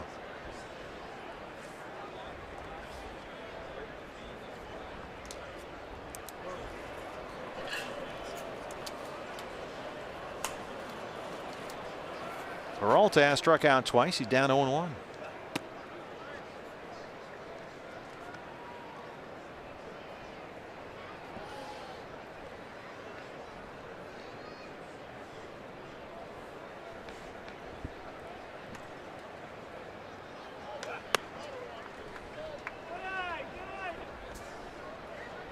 Bauer now at 80 pitches, 51 for strikes. He has walked 1 and struck out 7. There's Tito Francona on the left.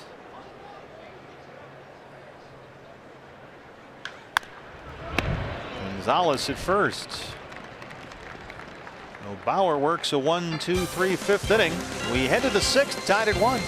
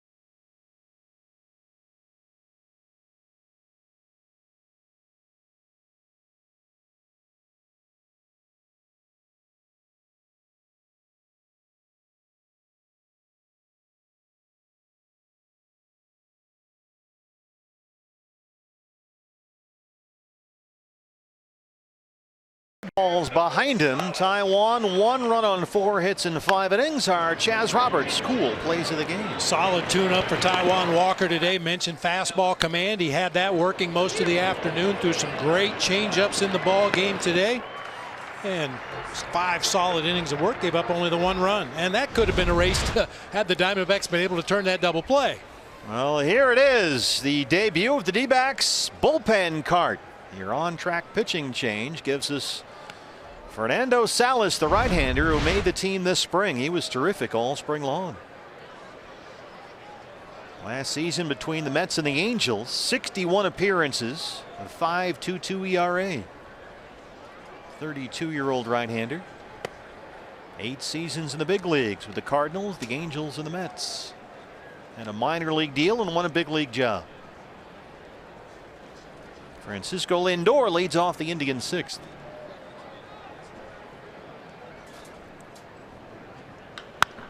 Carves one to third. Marrero is there.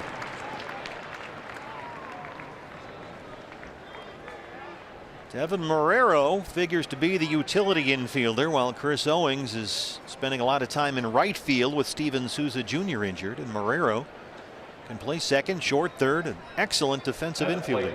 Number 32, Mike Napoli. Here is Mike Napoli, who will hit for Roberto Perez in the DH spot. Napoli will begin this year with AAA Columbus. He did not make the opening day roster. He could still be a factor with Cleveland this year.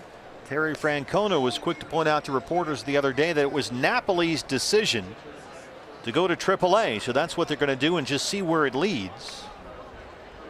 He is 36 years old and hit under 200 in Texas last year, but he did belt 29 home runs.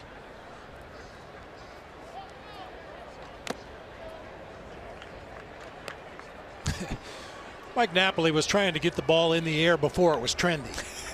That's very true, isn't it? It really is. That backside breaks down. He's looking to get that ball in the air hard somewhere.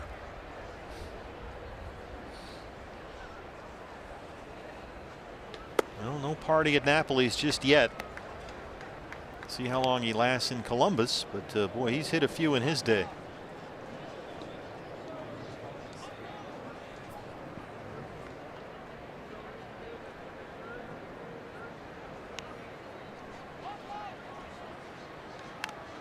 Just did get a piece of that breaking ball. It stays a ball and 2 strikes. Yeah, good lesson for the young hitters out there that are watching the ball game today. Why aren't you in school? But here's a guy, Mike Napoli. He's made his living hitting the ball 500 feet, but with 2 strikes, he's choked up on the bat.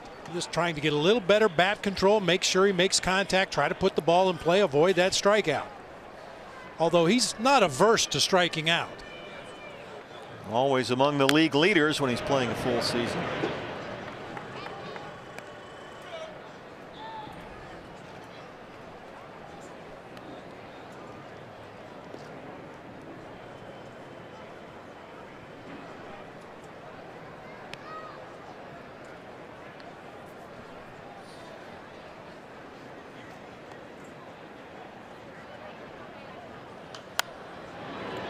Good point, Bob. Here's the guy that strikes out a ton, but he's able to extend this at bat down 2 strikes.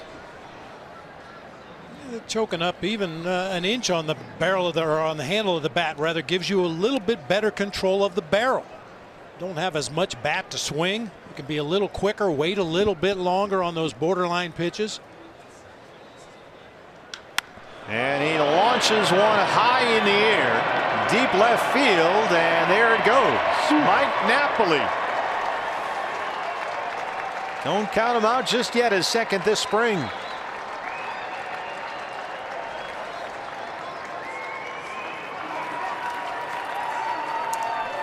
Well, that's his goal just about every time he steps into the batter's box. Hit it hard in the air somewhere, and he gets a pitch. Center cut. Even with that choked up approach, he's able to get the barrel on it, and if he gets a barrel on it, it's going to go.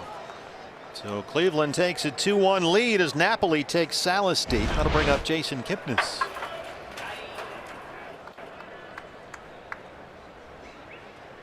You were mentioning the other day, the last time we did a game, about Major league hitters that used a closed stance. Don't see many, but Kipnis might be on the list. See that front foot out sort of closed, almost facing the pitcher.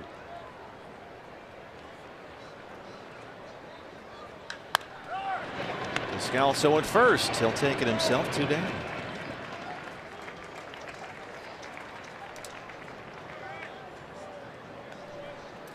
Eric Gonzalez now. Well, that's the first run given up by a D-backs reliever who used the bullpen car. So I don't know if that's going to factor into the equation. Everybody that used it last night had a perfect, nice, clean inning. Eric Gonzalez.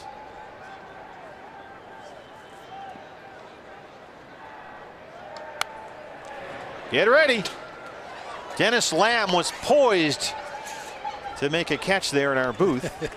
He was poised to do something. Yeah, but duck, I think, yeah. actually. And of course is Dennis Lamb, star of the Dennis Lamb Show. Good to have our crew back. And a nice pregame chat with Ralph Kelso. Tony was here, Didi. Well, the good thing is, unlike us, we don't have to retrain the crew. They're so good at what they do. They just show up and everything runs smoothly. They've been working Coyotes and Suns games all winter long.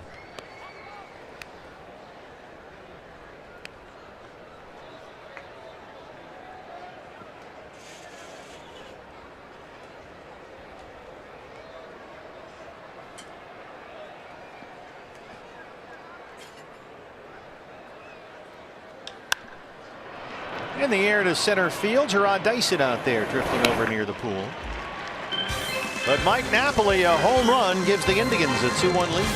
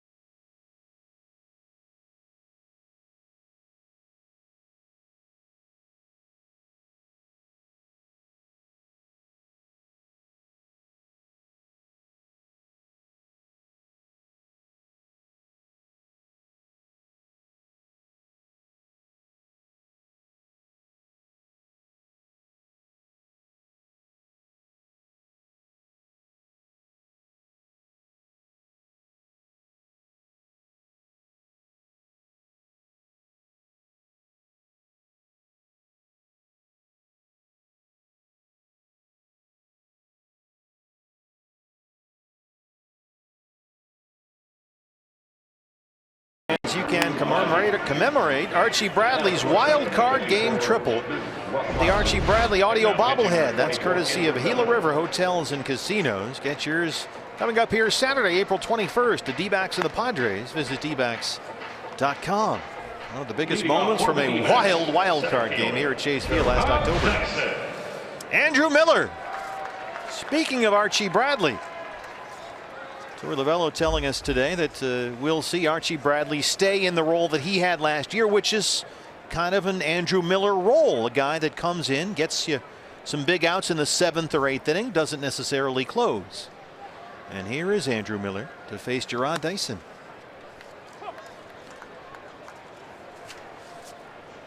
Andrew Miller close to the best in the business, a 1.44 ERA last year and just under 60 appearances. And a whole bunch of strikeouts. He is as dominant a reliever as there is. Second in the American League last year in relief ERA. Opponents hit only 144 against him. And he is an absolute postseason weapon. Certainly was 2 years ago for Terry Francona.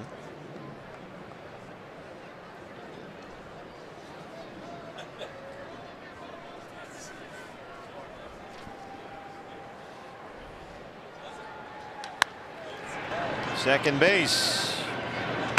Drew Magi. There he is, the new second baseman. McGee. Gift of the Magi, the whole thing. Luke Wakamatsu is the new shortstop replacing Francisco Lindor. Here's Luke Wakamatsu.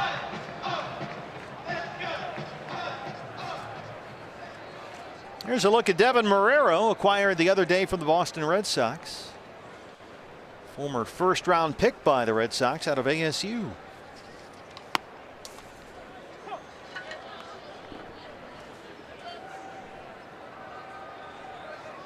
When Marrero was first called up to the big leagues with Boston, Torey Lovullo was his bench coach for the Red Sox.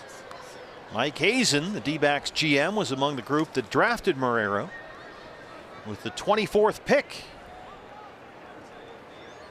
in that 2012 draft. Squirts one the other way, but Scolomario is there, 2 outs. First baseman, Daniel Descalso. Daniel Descalso.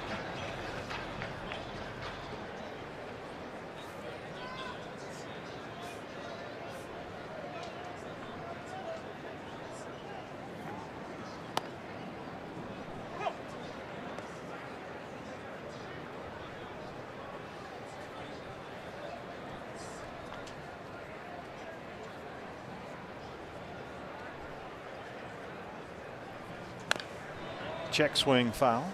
Yeah, certainly there's some comparisons, as you mentioned, between Andrew Miller and his role with the Indians and Archie Bradley and what he did for the Diamondbacks last year.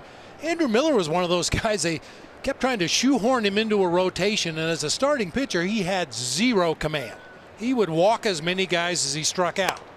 It wasn't until the 2012 season he became a full-time reliever and kind of had to work his way from the early innings of a ball game to the role he's in right now, which is you're going to pitch the most important innings late in the ball game, and has really flourished in this role. But you know, Archie Bradley came up as a starting pitcher, has made no secret of the fact he'd like to be a starting pitcher again at some point in his career, but for right now with this Diamondbacks team, Torey feels like the team is best suited to having Archie do exactly what he did last year. So Jorge De La Rosa warming up in the bullpen. He was just so valuable back there, Archie Bradley, last year. You've got Hirano, you've got Boxberger, who's done it before. It just seems almost silly to take Archie out of that role when he gets you so many critical outs in the 7th or 8th innings. And he can be a multiple inning guy as well. If you make him the closer, you take that away too. 2-2 on Descalso. You don't really take saves to arbitration anymore, so that's not that big a deal. So the people out there that are clamoring they should just make Archie the closer, well, somebody's got to get you those big outs when you need them late in ball games. And Archie was superb. Yeah, and Torey was talking about that in his office today, that, and we know this because we see it every day, sometimes the big inning is the 7th or the 8th when you have to work your way through the teeth of the opposing lineup. And those are the innings when you want your best pitcher on the mound facing the best hitters on the other team. And you've got a guy that you brought in Brad Boxberger, who a few years ago led the American League in saves, so he knows what he's doing back there. And Archie just was such a valuable part, not just to the bullpen, but of this ball club last year. You just sort of got to keep him where he is, at least to start the year. But it seems like, Bob, of all the pieces on a major league team, the bullpen sees the biggest evolution over the course of a season. Yeah, usually so, depending on injuries, of course, but the bullpen is where you see guys come and go. Somebody's pitching effectively at the AAA level. Maybe somebody up here is not doing the job. You might have a section of the schedule where you're facing a lot of teams with left-handed power hitters, and you might want to reach down to the minor leagues for a left-handed relief pitcher for that stretch of the season. Guys come and guys go depending on your needs and your health. Ketel Marte, that's from the right-hand side against the lefty Miller. They figure Yoshi Hirano can get some outs in front of Archie Bradley. Then you go to Archie and Boxberger will close. And Torrey did tell us in his office also that, Boxberger maybe 2 days, 3 at the most in a row, depending on how many pitches he has to throw to get through those appearances. But ideally, there's going to be a lot of situations where the Diamondbacks are looking at a 4 or 5 or 6 game winning streak, and somebody else is going to be called upon to close those games if Boxberger's been used for 2 or 3 days in a row. So nice to have options. Could be Archie, could be Hirano. Boxberger has had some injuries the last couple of years. Marte knocks that one out to right field. And they strand the 2-out walk. We'll head to the 7th inning. D-backs trail the Tribe 2-1.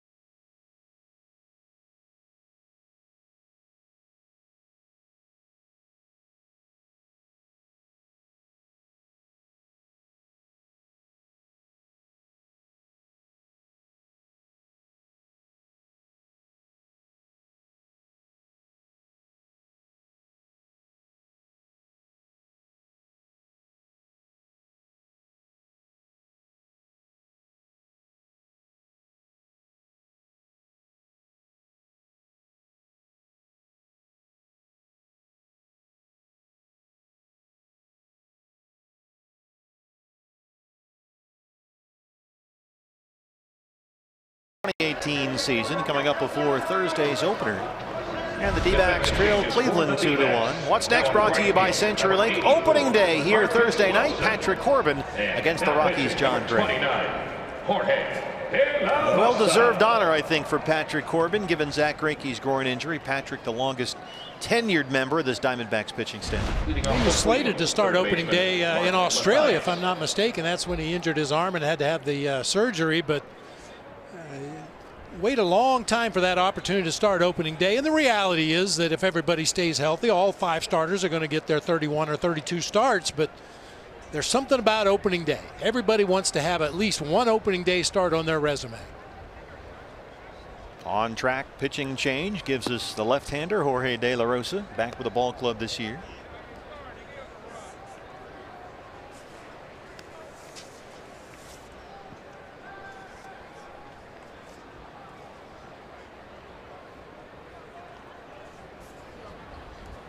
Mathias. Mark Mathias, the third baseman, leads off the 7th.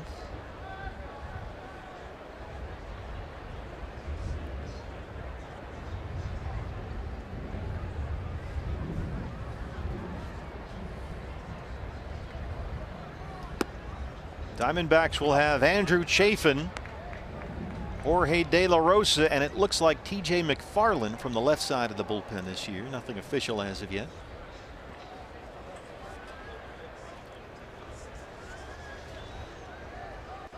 Marcus Wilson, who's looked impressive the last few games this spring, has taken over in right field for the D-backs. 1-2 on Mathias. That's yanked foul. We've got to look at some of the youngsters over the last week or so. Some guys that are pretty highly rated in D-backs minor league system. Guys like Pavin Smith and Drew Ellis and Marcus Wilson. Camden Duzenak, little infielder drafted out of Dallas Baptist High School, has looked good this spring as well. So it's nice to get to be able to put some faces with the names and the numbers. And a good opportunity for the coaching staff and Torey Lavello to get eyes on some of these guys. I mean, they've read the reports, they've maybe seen some video on some of their young players at the minor league level, but to actually get them in a major league Cactus League game and get a chance to put eyes on them in person, that's very valuable. Yeah, Anthony Greer, who was the D-backs top pick in the draft a few years ago, has made an appearance here or there as well. Jerry Nairn in the middle there, the bench coach, keeping track of everything. I don't think he's writing that in calligraphy. Full count on Matthias, 3-2. That's out of play.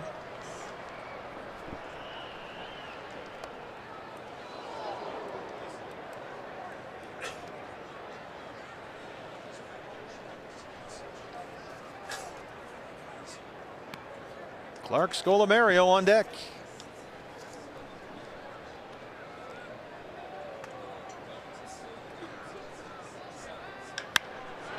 This is hit well, deep left field. Negron is out there, and he'll watch it go. Mark Matthias, a home run. It's 3-1 Cleveland.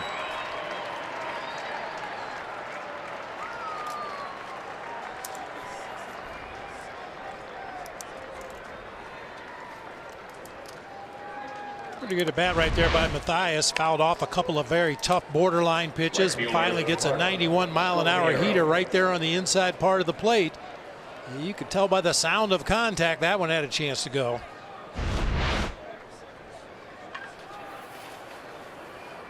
Indians have out-hit the D-backs 6-3. They lead it 3-1.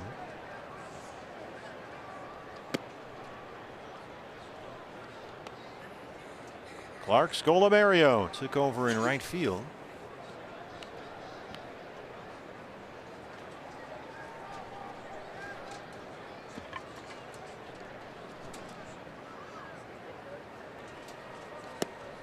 I'll tell you another thing that changes toward the end of spring training, partner. I unofficially counted 4 scouts here today.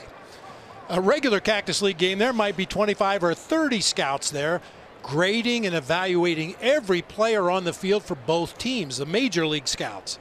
The guys you see at the end of spring training are more than likely advanced scouts, getting prepared for the Rocky series and the Dodger series.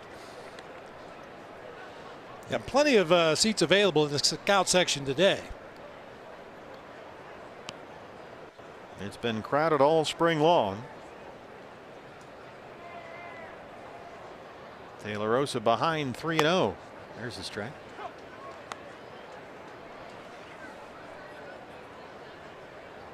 Diamondbacks able to hire Jason Parks to run their pro scouting department this year, coming over from the Cubs.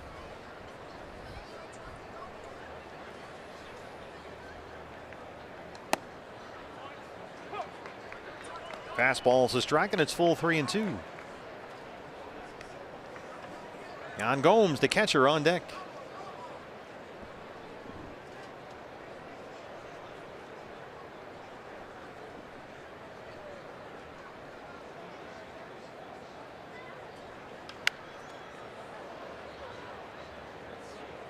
you remember what your first opening day was like? Because this is about the time of the week you start thinking about that stuff. Well, mine was mid-season because I got called up after the player strike in 1981, and I have no recollection. I think I was just overwhelmed by the whole situation. But what about an opener when they have the bunting and everybody's on the baselines getting introduced and all that? I had one good opening day. A reporter from the Coshocton Tribune and the sports guy from the WTNS radio station flew out to San Francisco to watch our season opener and report back to the fans in Ohio. And I think I had a home run, a couple other knocks against the Padres that day. And wow. It was big news back in Coshocton. I think that was probably the last hit I got until June. That's probably not in the budget there anymore. Fly a couple of guys out there to cover Brenly's opening day. Here's Yan Gomes. He's singled in the third. Fans that have tuned in the past know I'm not a big fan of the hoopla. I mean, you know, for me, opening day is for the fans. Gomes crushes one foul. Whoa. Back of the middle deck. You know, the fans have been watching football or basketball or golf or however they amuse themselves in the offseason, waiting for baseball to start again. So for the fans to come out for opening day and have the bunting and the, you know, whoever throws out the first pitch, a celebrity, and, you know, it's all this hoopla.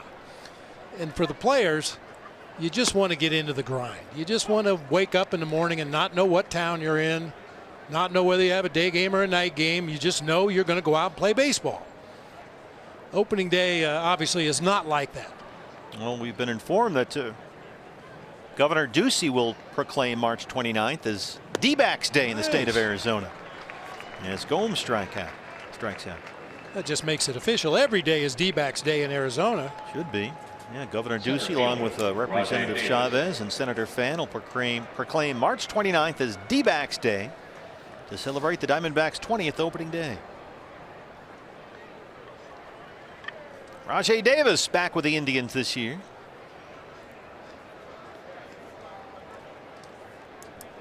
Took over in center field for Bradley Zimmer.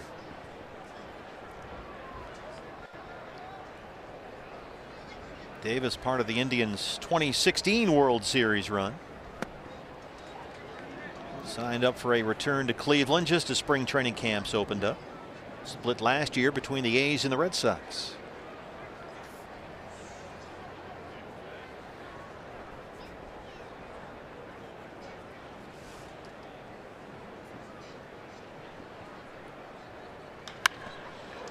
Drive this one out to Marcus Wilson in right field. Indians add a run on the Matthias homer. D-backs trail at 3-1.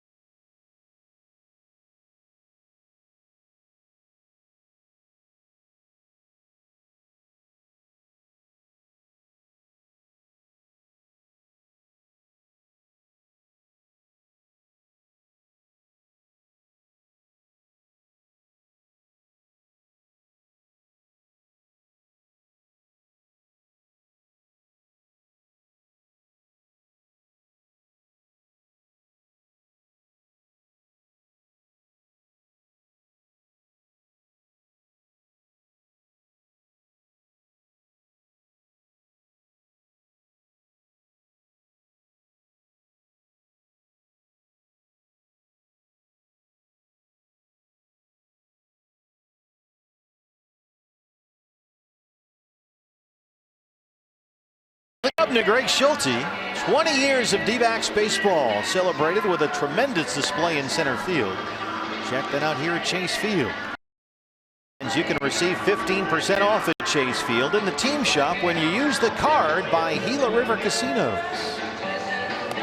That is a tremendous display that they've put together out there, and every Diamondback fan should go out there and have a look. I haven't seen it yet myself. Can't wait to take a look. Really, really well done. As we celebrate 20 years this year of D-backs baseball. Cody Allen, the closer, has come on to pitch for Cleveland as we start the home half of the 7th inning. It's a whole new battery. Jack Murphy takes over behind the plate for Yan Gomes. Alex Avila leads it off. The numbers on Allen last year, one of the best in the business. Of course, the Cleveland bullpen took a big hit when they lost Brian Shaw and his cut fastball. Shaw is now in Colorado, so we'll see plenty of him this year as the Rockies invested heavily in their bullpen, signing Wade Davis, Brian Shaw, each got big 3-year deals. So Terry Francona looking to make up some of Brian Shaw's big outs at the back end of his bullpen this year. They've got some youngsters like Nick Goody and others they think can pick up the slack.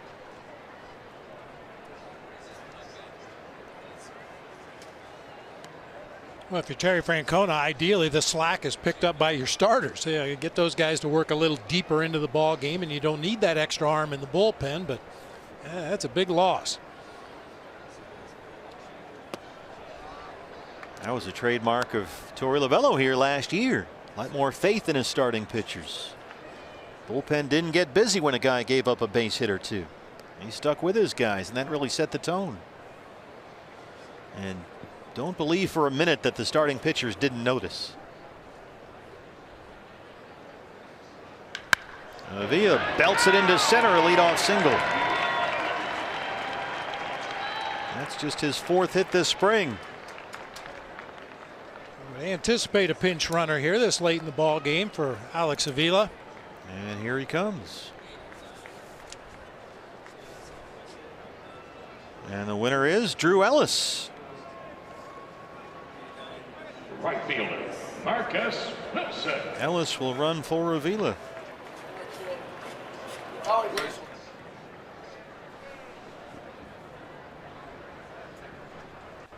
Marcus Wilson, the right fielder.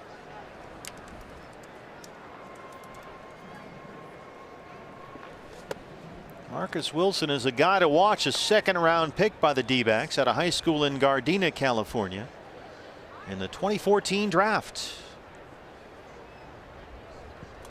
Last year, Class A Kane County, 295 and 9 homers. Also stole 15 bases. He can really run.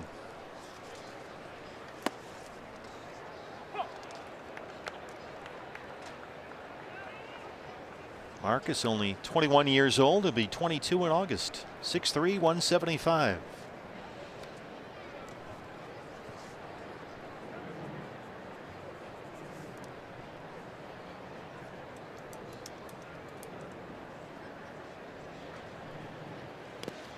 Can't quite check his swing. Drew Ellis down there at first is another guy to keep your eye on. He was the Diamondbacks' 2nd-round pick in last year's draft out of Louisville. Played last year at Hillsborough.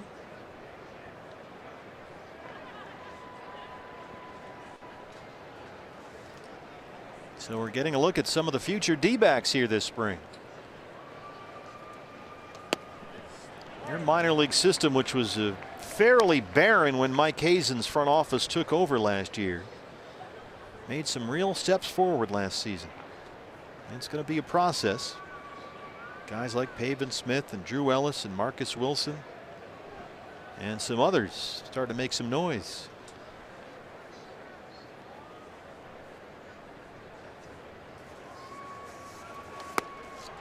And I don't know if you've had a chance to see Camden Duzenak yet, but I'm on board. Yeah. Yeah, he's fun. Shortstop, Nick Ahmed now as Wilson strikes out.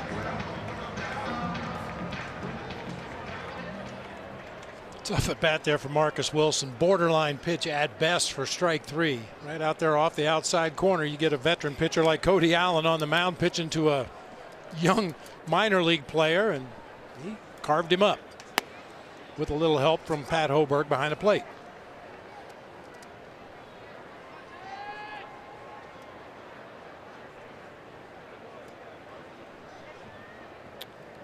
Well, it's probably not a bad thing that some of these games move along a bit.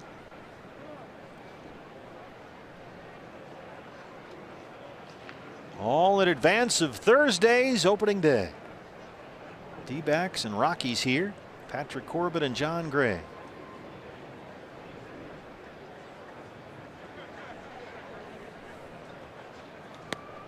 Rockies will have John Gray, Tyler Anderson, and Airman Marquez for that 3-game series. Patrick Corbin and Robbie Ray start the first 2 games. Zach Greinke should be okay to start that 3rd game Saturday. There's Andrew Chafin in the Sanderson Ford bullpen. The Sheriff.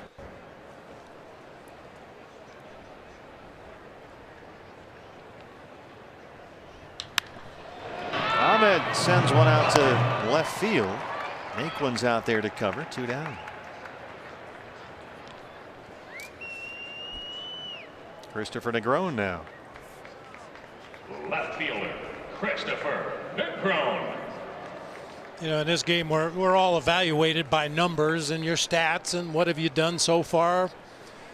But that last at bat by Nick Ahmed right there, a line drive to left field. Now, even though it'll go in the book as an 0 for 1, you have to feel pretty good about that at bat. That's why some guys say, I don't really pay a lot of attention to the numbers in spring. I feel if I'm swinging at good pitches and making solid contact, I can't control anything after that. So put together a good at bat, get a good pitch to hit it hard. That's all you can really do, and that's what Nick Ahmed did in that last at bat, even though he's 0 for 1.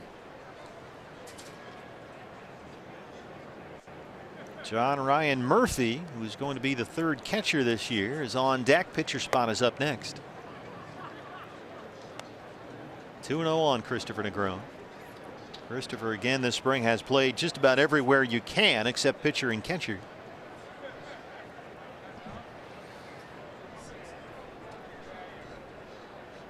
Chris last year hit 300 at AAA Reno. 4 for 25 in his big league at bats with the D-backs. Played some shortstop, first base, second base, left field. One of those utility guys that we've been talking about throughout the afternoon. You can basically put him anywhere on the field. Did the same thing at Reno last year. Third base for Matthias. We are through 7. D-backs trail at 3-1.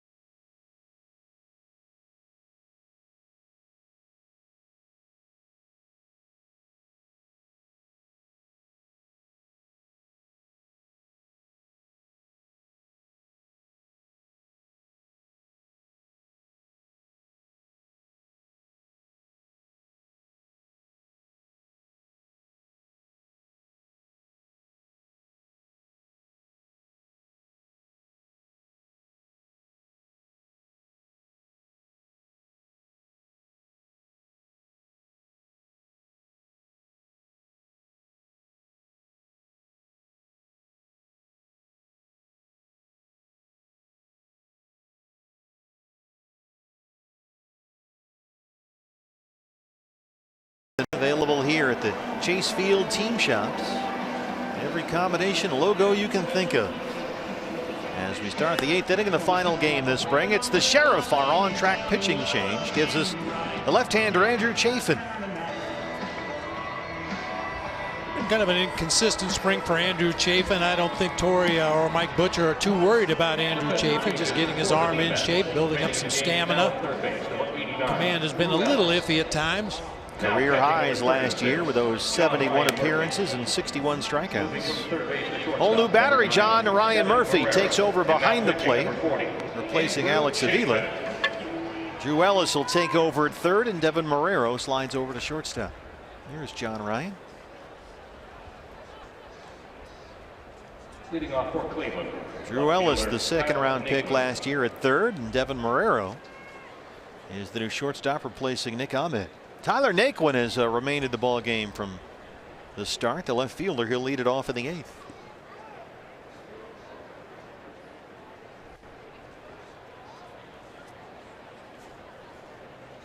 There was some discussion.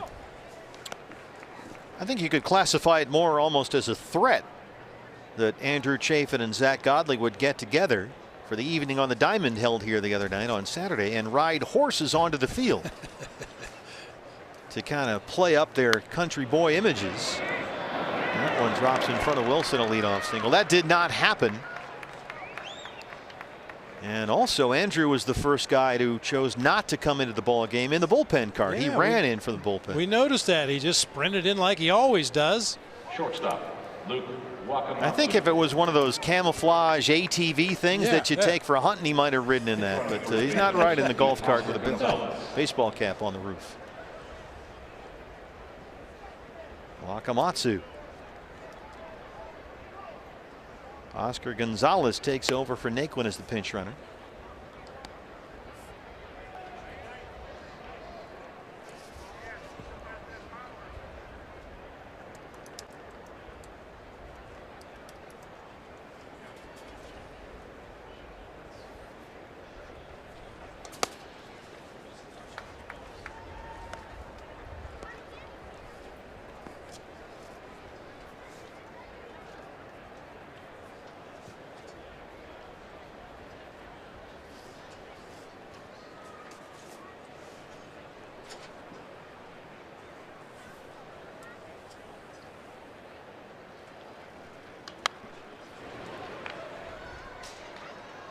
That one almost got the boys in the radio booth to our right.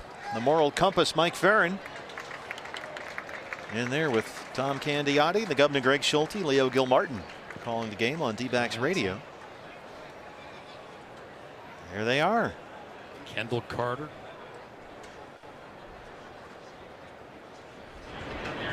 Mike Farron, star of Stage and Screen.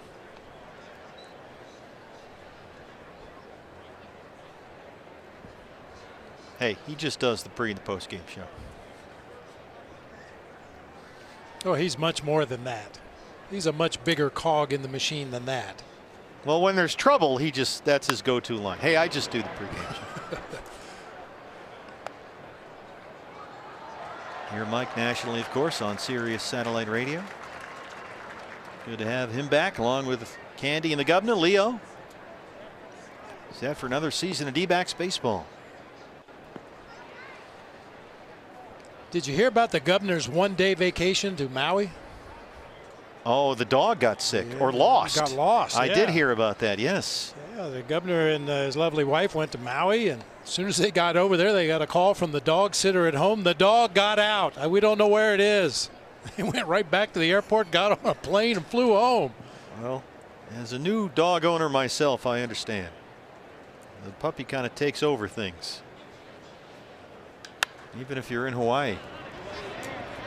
Long run. Who wants it? Marte tracks it down. Oh, that's a double play. Gonzalez trips, trying to get back to first, and they turn two.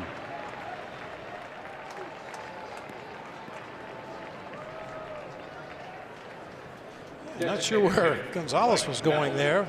Got out into no man's land and then just kind of stumbled. You see him in the back of the picture right there. He goes down to the ground.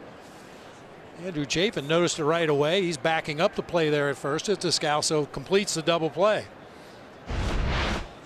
Another chance for Mike Napoli, who homered his first time up off Fernando Salas in the sixth.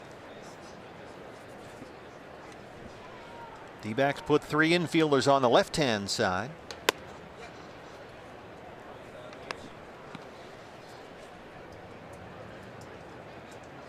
Andrew Chafin still has that sort of Papa Grande follow through with that front leg kick.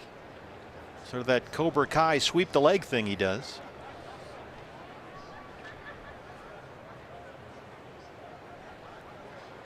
Well, didn't do it that time. Got kind of the back leg version there.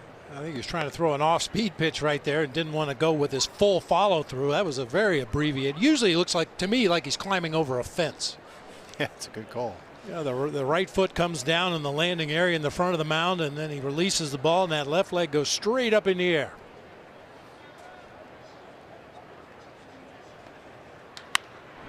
Third base for Drew Ellis. Bottom eight on the way. Diamondbacks down two.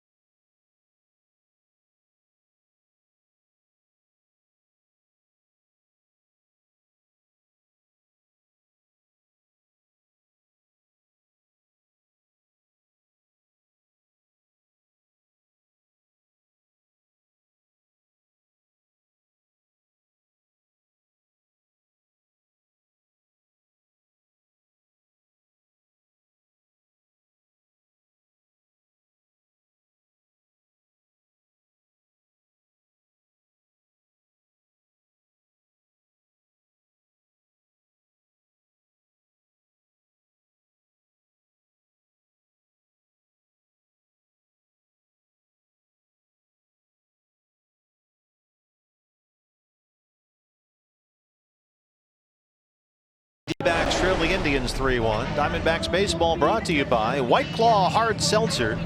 the purest hard seltzer in the world. And a nice story here, the return of Evan Marshall at Chase Field. Defensive changes for Cleveland. Remaining in the game. Now the Diamondback back here in Phoenix, trying to hook on with the Indians this spring. Number 50, Evan Marshall. So Evan Marshall will work the bottom of the 8th. John Ryan Murphy will lead it off for the D-backs. They've been out hit 7-4. They trail it 3-1.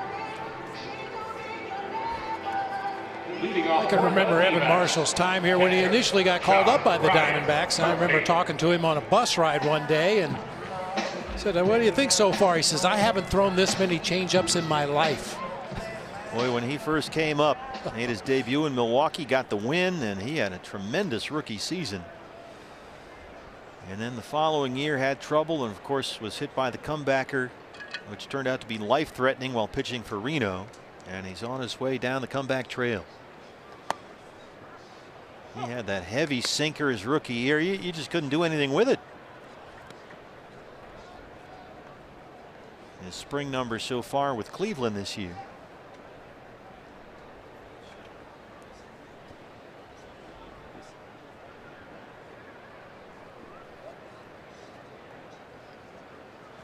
It was a really hard decision for Mike Hazen, Torey Lovullo, everybody involved. Who would be the third catcher, Chris Herman or John Ryan Murphy? And they just felt long term there was a little more upside with John Ryan. And as you mentioned, Bob, the need for Chris Herman's versatility just not quite as great with some of the maneuvering they've done with the roster.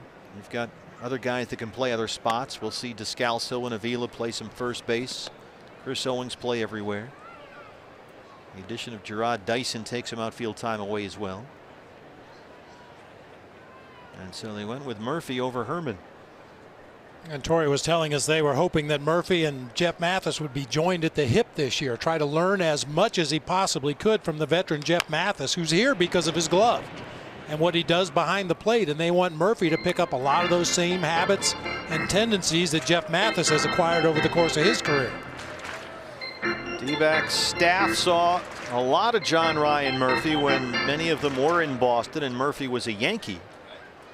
John Ryan was a second-round pick by the Yankees in the '09 draft at a high school in Florida. And they always have liked the way he runs a game behind the plate. He's got an above-average throwing arm. He's considered a very good pitch framer. And they think the bat can come around as well. Akamatsu, tough play, and Murphy's aboard.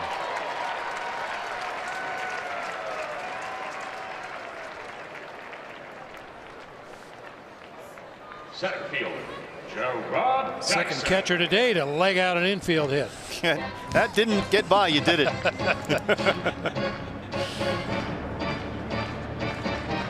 Speaking of foot speed, here's Gerard Dyson.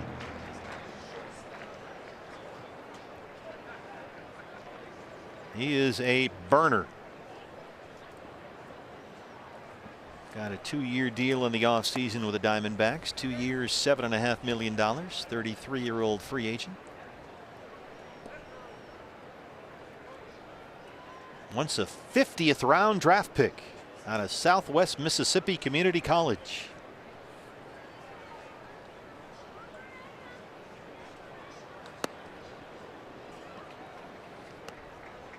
Evan Marshall still throwing hard. Fastball sitting in the mid-90s. Still has that really good changeup.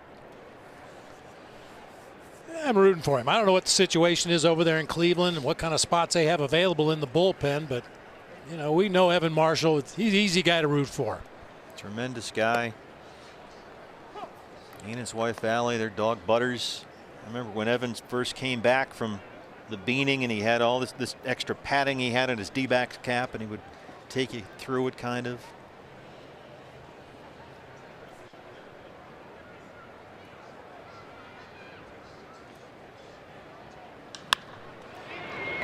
Squib shot the other way for Oscar Gonzalez.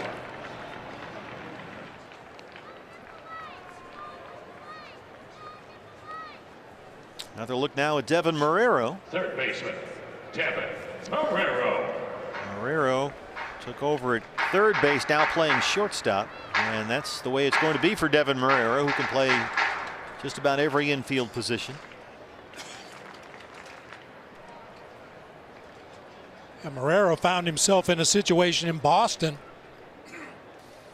With guys being out of options, Brock Holt was out of options, Marrero was out of options, Blake Swihart, their third catcher, was out of options. They had to make a decision, and the Diamondbacks, a beneficiary, they got themselves a really, really good utility player. Yeah, they kind of have the same situation that we were just talking about. They have Brock Holt, who can play all over the field. They've turned Swihart into a utility guy. He was a catcher, and so there wasn't the need for the extra infield glove. Comes to shortstop, Wakamatsu, and they're able to turn the double play. We head to the 9th inning at Chase Field. D-backs trail the Indians 3-1.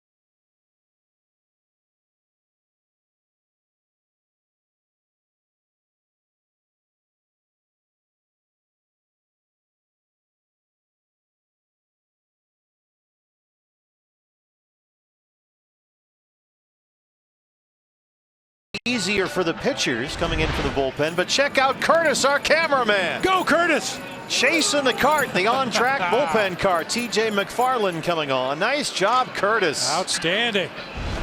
Take the rest of the day off. Our third consecutive lefty. Here's TJ McFarland, the on-track pitching change. I don't know about you, partner, but I've got some friends that can't ride backwards in a car or a bus or an airplane. They have to be facing forward. Oh, yeah. You know, pitchers have been coming in sitting in the back of the golf cart. I imagine if somebody had some car sickness, they'd have to sit up front next to the driver. All things that have to be ironed out. That's why we have analytics. Well, the Diamondbacks, first team to bring back the bullpen cart. So far, so good. Ajay, the second baseman, will lead it off against McFarland. As we hit the 9th. Final inning of the spring.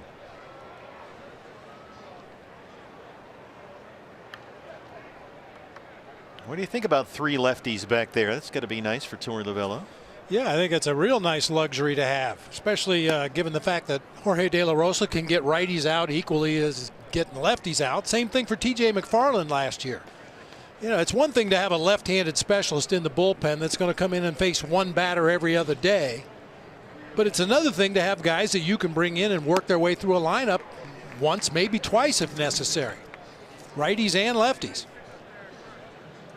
Yeah, TJ, we saw him get a start last year at Minnesota, so he can give you some length as well. Anthony Greer is taken over in center field. This is Marrero at short.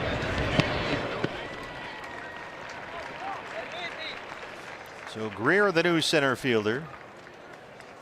Vinicio, the new second baseman. Jose Vinicio. Eric Gonzalez.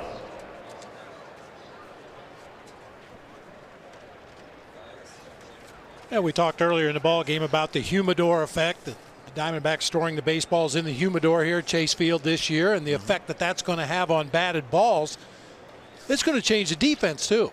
How so? Well, we've seen it a little bit here today with the Indians outfielders playing extremely shallow, especially on the corners.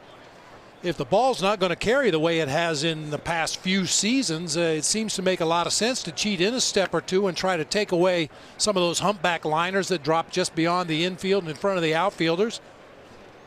Now, you were talking about some of the advanced scouts as Gonzalez dunks one into left center. I would think that teams that are going to come in here will be paying close attention to the humidor effect in the early games. I think you're absolutely right. I mean, to the point where I'm not trying to give away any secrets here, but the Diamondbacks in their workout yesterday before the game against the Indians were working on their leads and jumps at third base on squeeze plays. I don't think we did a squeeze play, maybe one all year last year when Chris Owings got his finger broken. Yeah. But other than that, the Diamondbacks just didn't use a lot of trickery offensively. They didn't bunt a lot. They didn't hit and run a lot. They did steal a lot early in the season, but even that slowed down in the second half. But with the humidor ball and home runs figuring to be down this year, the Diamondbacks, one of 30 teams that may decide to mix in a little small ball depending on the situation and the personnel. Something you don't think about. Okay, it's not going to travel as far with the humidor on the home runs, but what effect does it have when you try and bunt the baseball? Trying to sew up all the little details before Thursday's opener.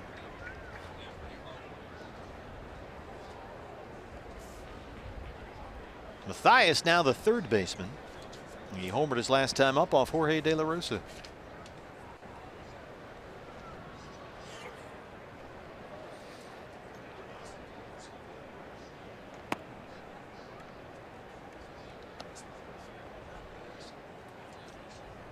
Opening day coming up Thursday.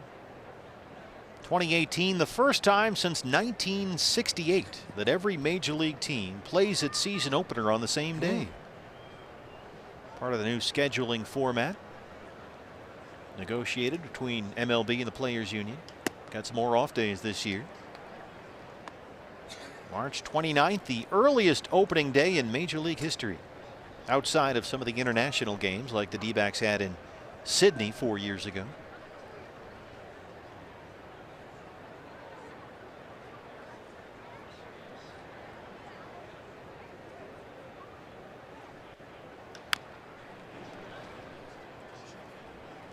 You know, we've talked a lot about staying healthy throughout spring training. Well, it's good to see Steve Gilbert back at the ballpark today. He's had some health issues of his own this spring, but drawing near the end of camp here, just an inning away, and Stevie's out there in uniform ready to go. Good to have him back. Coming off a little hernia situation.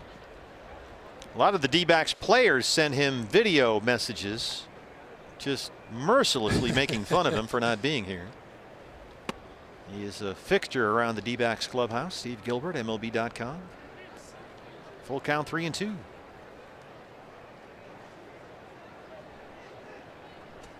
Scola Mario on deck.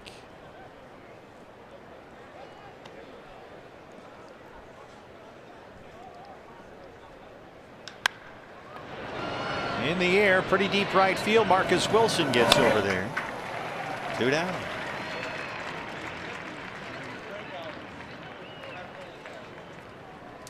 Cover a lot of ground in that outfield right now with Anthony Greer in center and Marcus Wilson in right.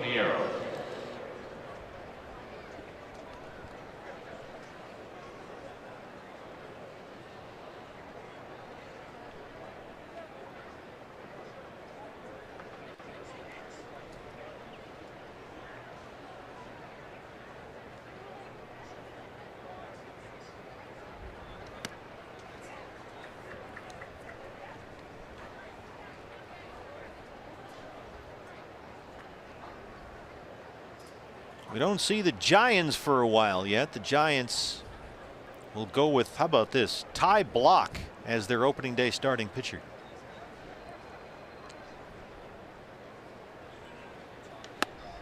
Of course, they have the injuries to Madison Bumgarner and Jeff Samardzija, so Bruce Bochy's rotation decimated before the season even begins.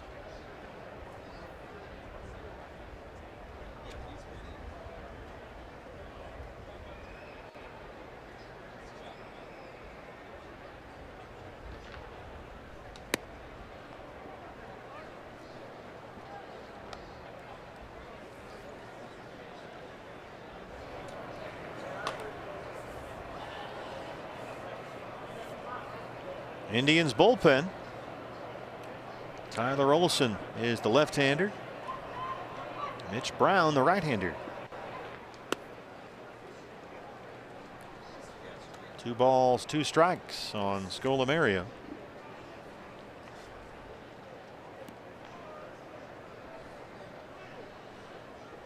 Jack Murphy, the catcher. Used to have a stadium named after him. He would be next. Swing and a miss. Strikeout for TJ McFarland. Bottom 9 coming up. Diamondbacks trail at 3-1.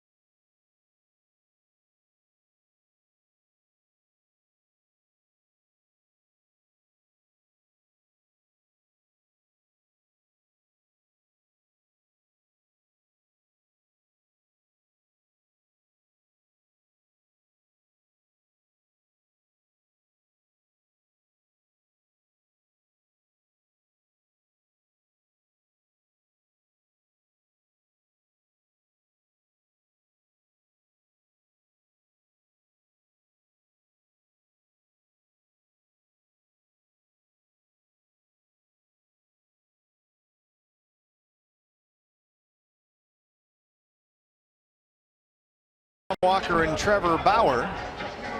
Indians got home runs from Mike Napoli and Mathias to take a 3-1 lead. So the D-backs down 2 as we start the home half of the 9th inning. Against the new Indians pitch, the left-hander Tyler Olson takes over. Leading off for the D-backs, and Daniel Descalso will lead it off.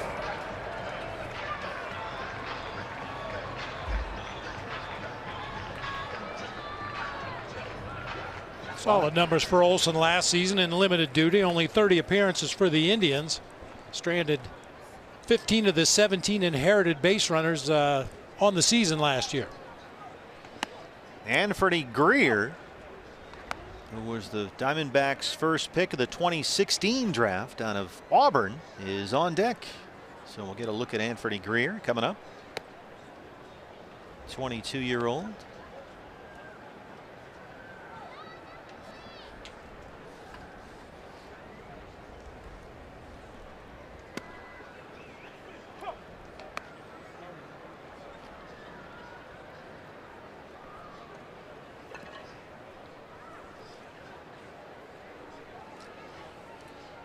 Daniel Descalso figures to see some time at second base this year when Ketel Marte slides over to shortstop, should they decide to sit Nick Ahmed against a tough right-hand pitcher.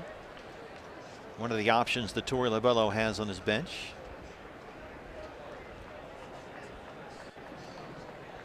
Olson really brings it sidearm from the left-hand side as Descalso knocks it into right, a leadoff single. Nice at bat right there by Daniel Descalso. He took a called strike on a breaking ball that started right at his right hip and broke over the inside corner. You may have noticed he dropped his bat immediately after that pitch, but when he got it again later in the at bat, he was ready for it. Another sidearm breaking ball that hangs over the plate, able to bang it into right field for a base hit. Well, Terry Francona had the right-hander Mitch Brown up and ready in the bullpen. Greer coming up, Brown coming in. Back after this.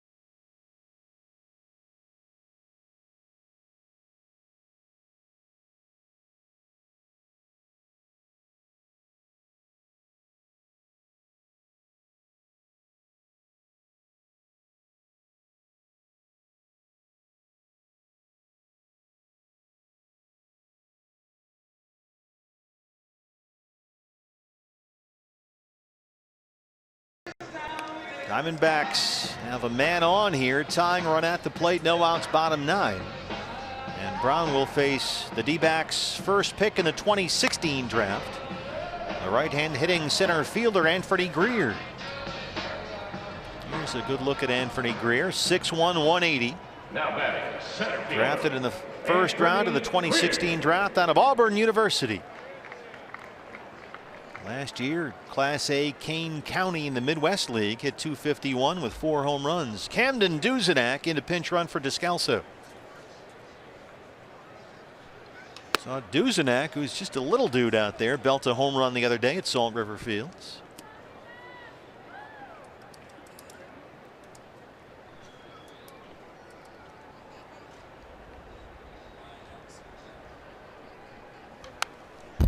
Duzenak was a 9th round pick by the D-backs in the draft last year out of Dallas Baptist.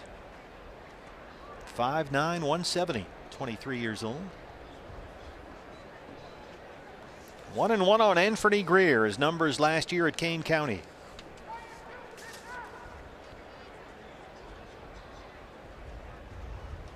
Nice to get a look at some of these D-backs draftees. Drew Ellis, the 2nd round pick out of Louisville, is on deck.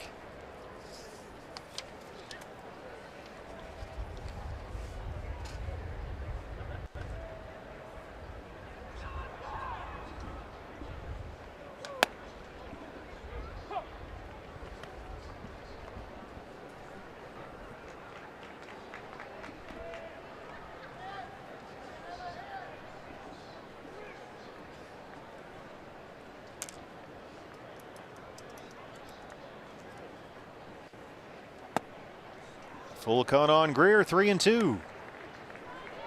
Good patience for the youngster right here. It's kind of unusual to see a minor leaguer playing late in a Cactus League game and taking pitches at all. You figure you're not going to get many opportunities. Only the 5th Cactus League game that Greer's played in. You think they're going to come off that bench hacking. But he's worked himself into a full count here. Fouls off a borderline pitch to stay alive.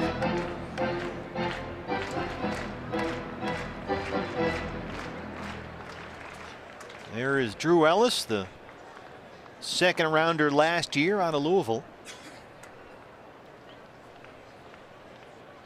Duzenak on first, full count on Greer, 3-2. Missed upstairs. First 2 have reached in the D-backs 9th. That's a really good at bat by the young man. Anthony Greer draws the base on balls, brings a potential winning run to the plate. And that is Drew Ellis. Now batting, third baseman, Drew Ellis. Last year, just under 50 games with the Hillsboro Hops. 227 and 8 home runs. Duzenak at 2nd. Greer's the tying run at 1st.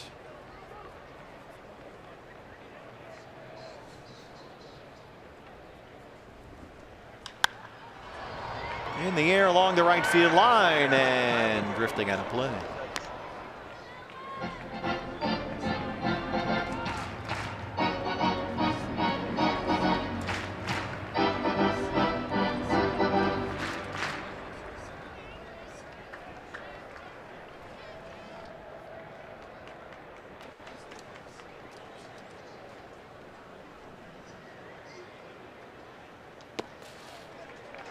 Breaking ball got away, 1-1.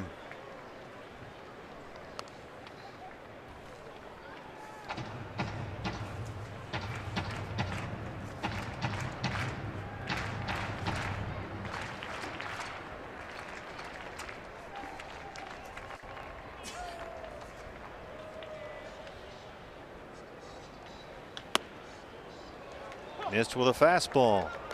Nope, strike 2, 1-2. Oh, you were right the first time. I had a feeling, but yeah, that sinking Hoberg, fastball, yeah, just kind of died off the corner there at the very end, but got the call once again.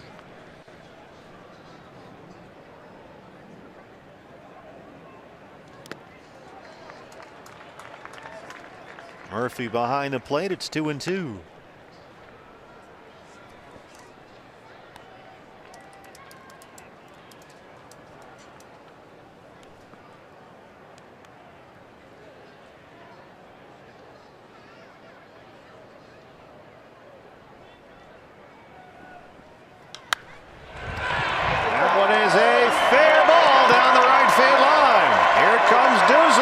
going to stop Greer at third.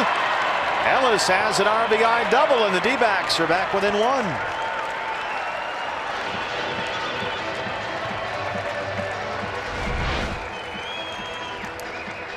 Inside out swing, drives that ball right down the right field line. Anthony Greer off like a shot at first base. He wanted to score on this ball, but with nobody out in the inning, Tony Perez-Chica threw up the stop sign. 1 run in, runners at second and third. Well, this would be a nice way to end spring training. How about a Marcus Wilson walk-off?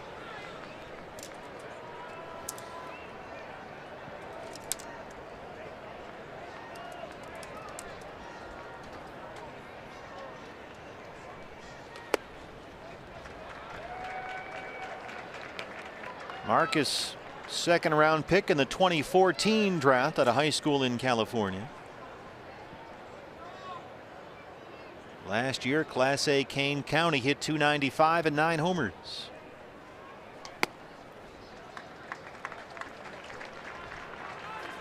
That's our first catcher visit to the mound of the day. Well, they only have 5 left.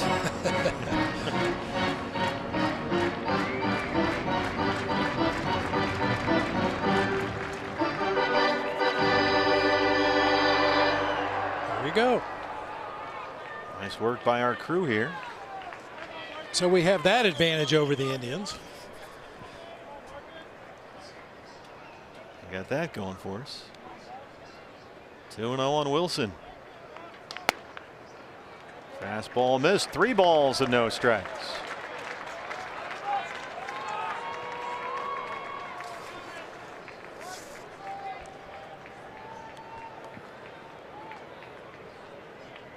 Jose Vinicio on deck.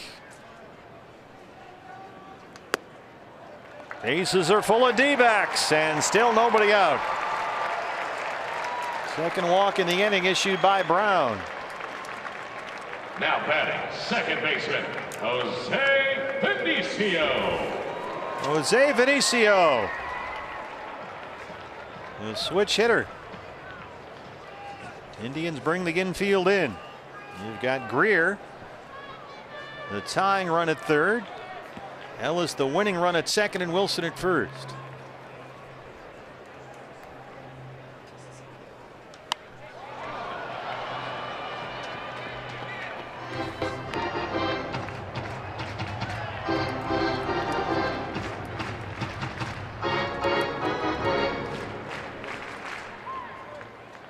See Vinicio's numbers last year.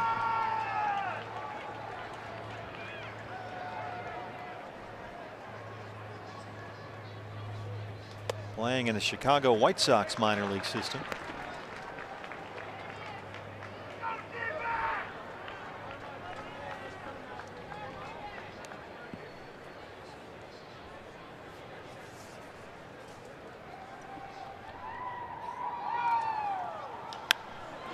Out of play, and it's 1-2. Don't forget, fans, opening night coming up Thursday. Fox Sports Arizona coverage begins at 5. A special 2-hour D-backs live pregame show extravaganza. A cavalcade of stars from outside the Game 7 grill here at the ballpark. Only on Fox Sports Arizona, streaming live on Fox Sports Go. 5 o'clock pregame show, 7:10 first pitch. Bounce to second base. They get the force at home. So Greer is cut down at the plate. And that's the first out.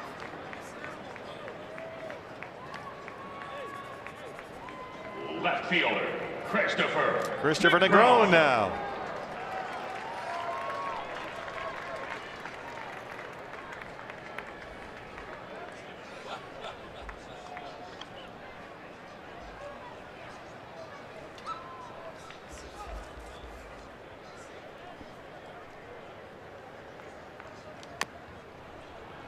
Saw Mark Grace and Brandon Webb outside with Jody before the ball game today. Gracie and Webby will be part of our pre and post game shows all year on Fox Sports Arizona.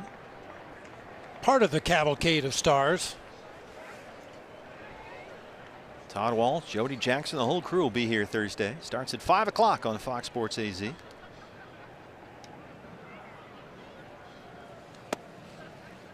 It just popped into my head. I wonder what kind of defensive shift the Diamondbacks will use on DJ LeMahieu. Will we see the return of the LeMahieu shift? The opposite field shift. If you weren't worth it last year at the end of the season, Torey Lovullo and the Diamondbacks started to play a shift as if it were a left-handed pull hitter for Rocky second baseman DJ LeMahieu, who's a right-handed hitter, but hits a lot of balls to the right side. So they loaded up the defense on the right side. And I think it got in LeMahieu's head a little bit. Seemed to for a bit anyway. A.J. Hinch was talking about some four-man outfield lineups the Astros are going to use this year. Swing and a miss by Negron. It's 2-2. They may go to a four-man outfield from time to time. Dave McKay is the genius that came up with the LeMahieu shift. He had all the data to back it up and convinced Torey we need to play some guys this way, and it worked out. Pop straight up in the air. Murphy will have a look behind the screen. And it's out of play.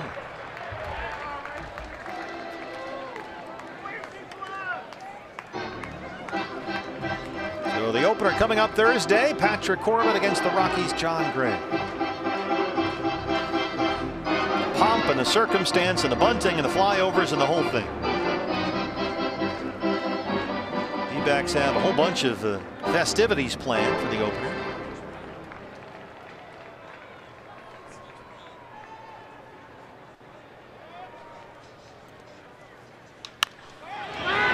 In the hole at shortstop. They get one. They do get the out at second, but Ellis scores from third.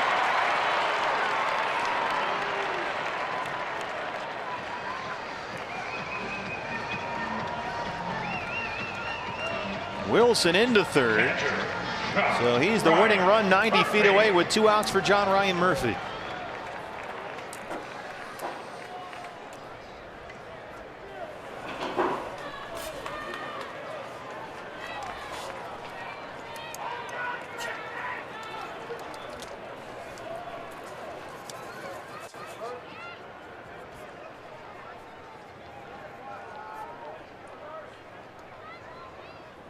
Negron takes off uncontested. Only run that matters is standing at third.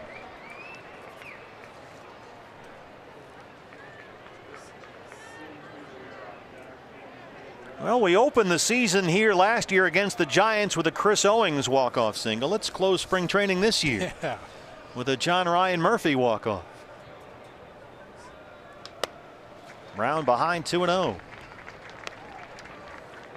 The Diamondbacks will open the season here at Chase Field for the 7th straight season.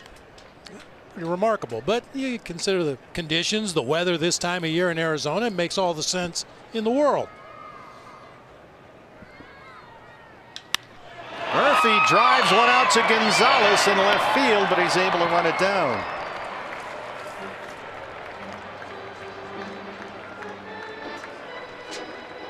I think they're going to call it. Looks like the umpires are walking off. That's good enough for me. So we'll end spring training with a 3-3 tie against Terry Francona's Cleveland Indians. So the D-backs finish up 15-15-3 as we get ready for the Rockies here on Thursday night. Well, just keep in mind, nobody knows who won the Cactus League last year. I'm not even sure. I guess Milwaukee is. If you say so, sure. It's all about getting ready for Thursday, and I think the Diamondbacks are ready to roll. Well, last year worked out pretty well. They went 15-15-2 and ended up winning 93. How about 15-15-3 this year? Don't forget, Thursday, Fox Sports Arizona's special coverage of the D-backs opener begins at 5 o'clock, a special 2-hour D-backs live pregame show. Only on Fox Sports Arizona and streaming live on Fox Sports Go. For Kate Longworth, my partner Bob Brindley, I'm Steve Berthiaume. We'll see you Thursday from Chase.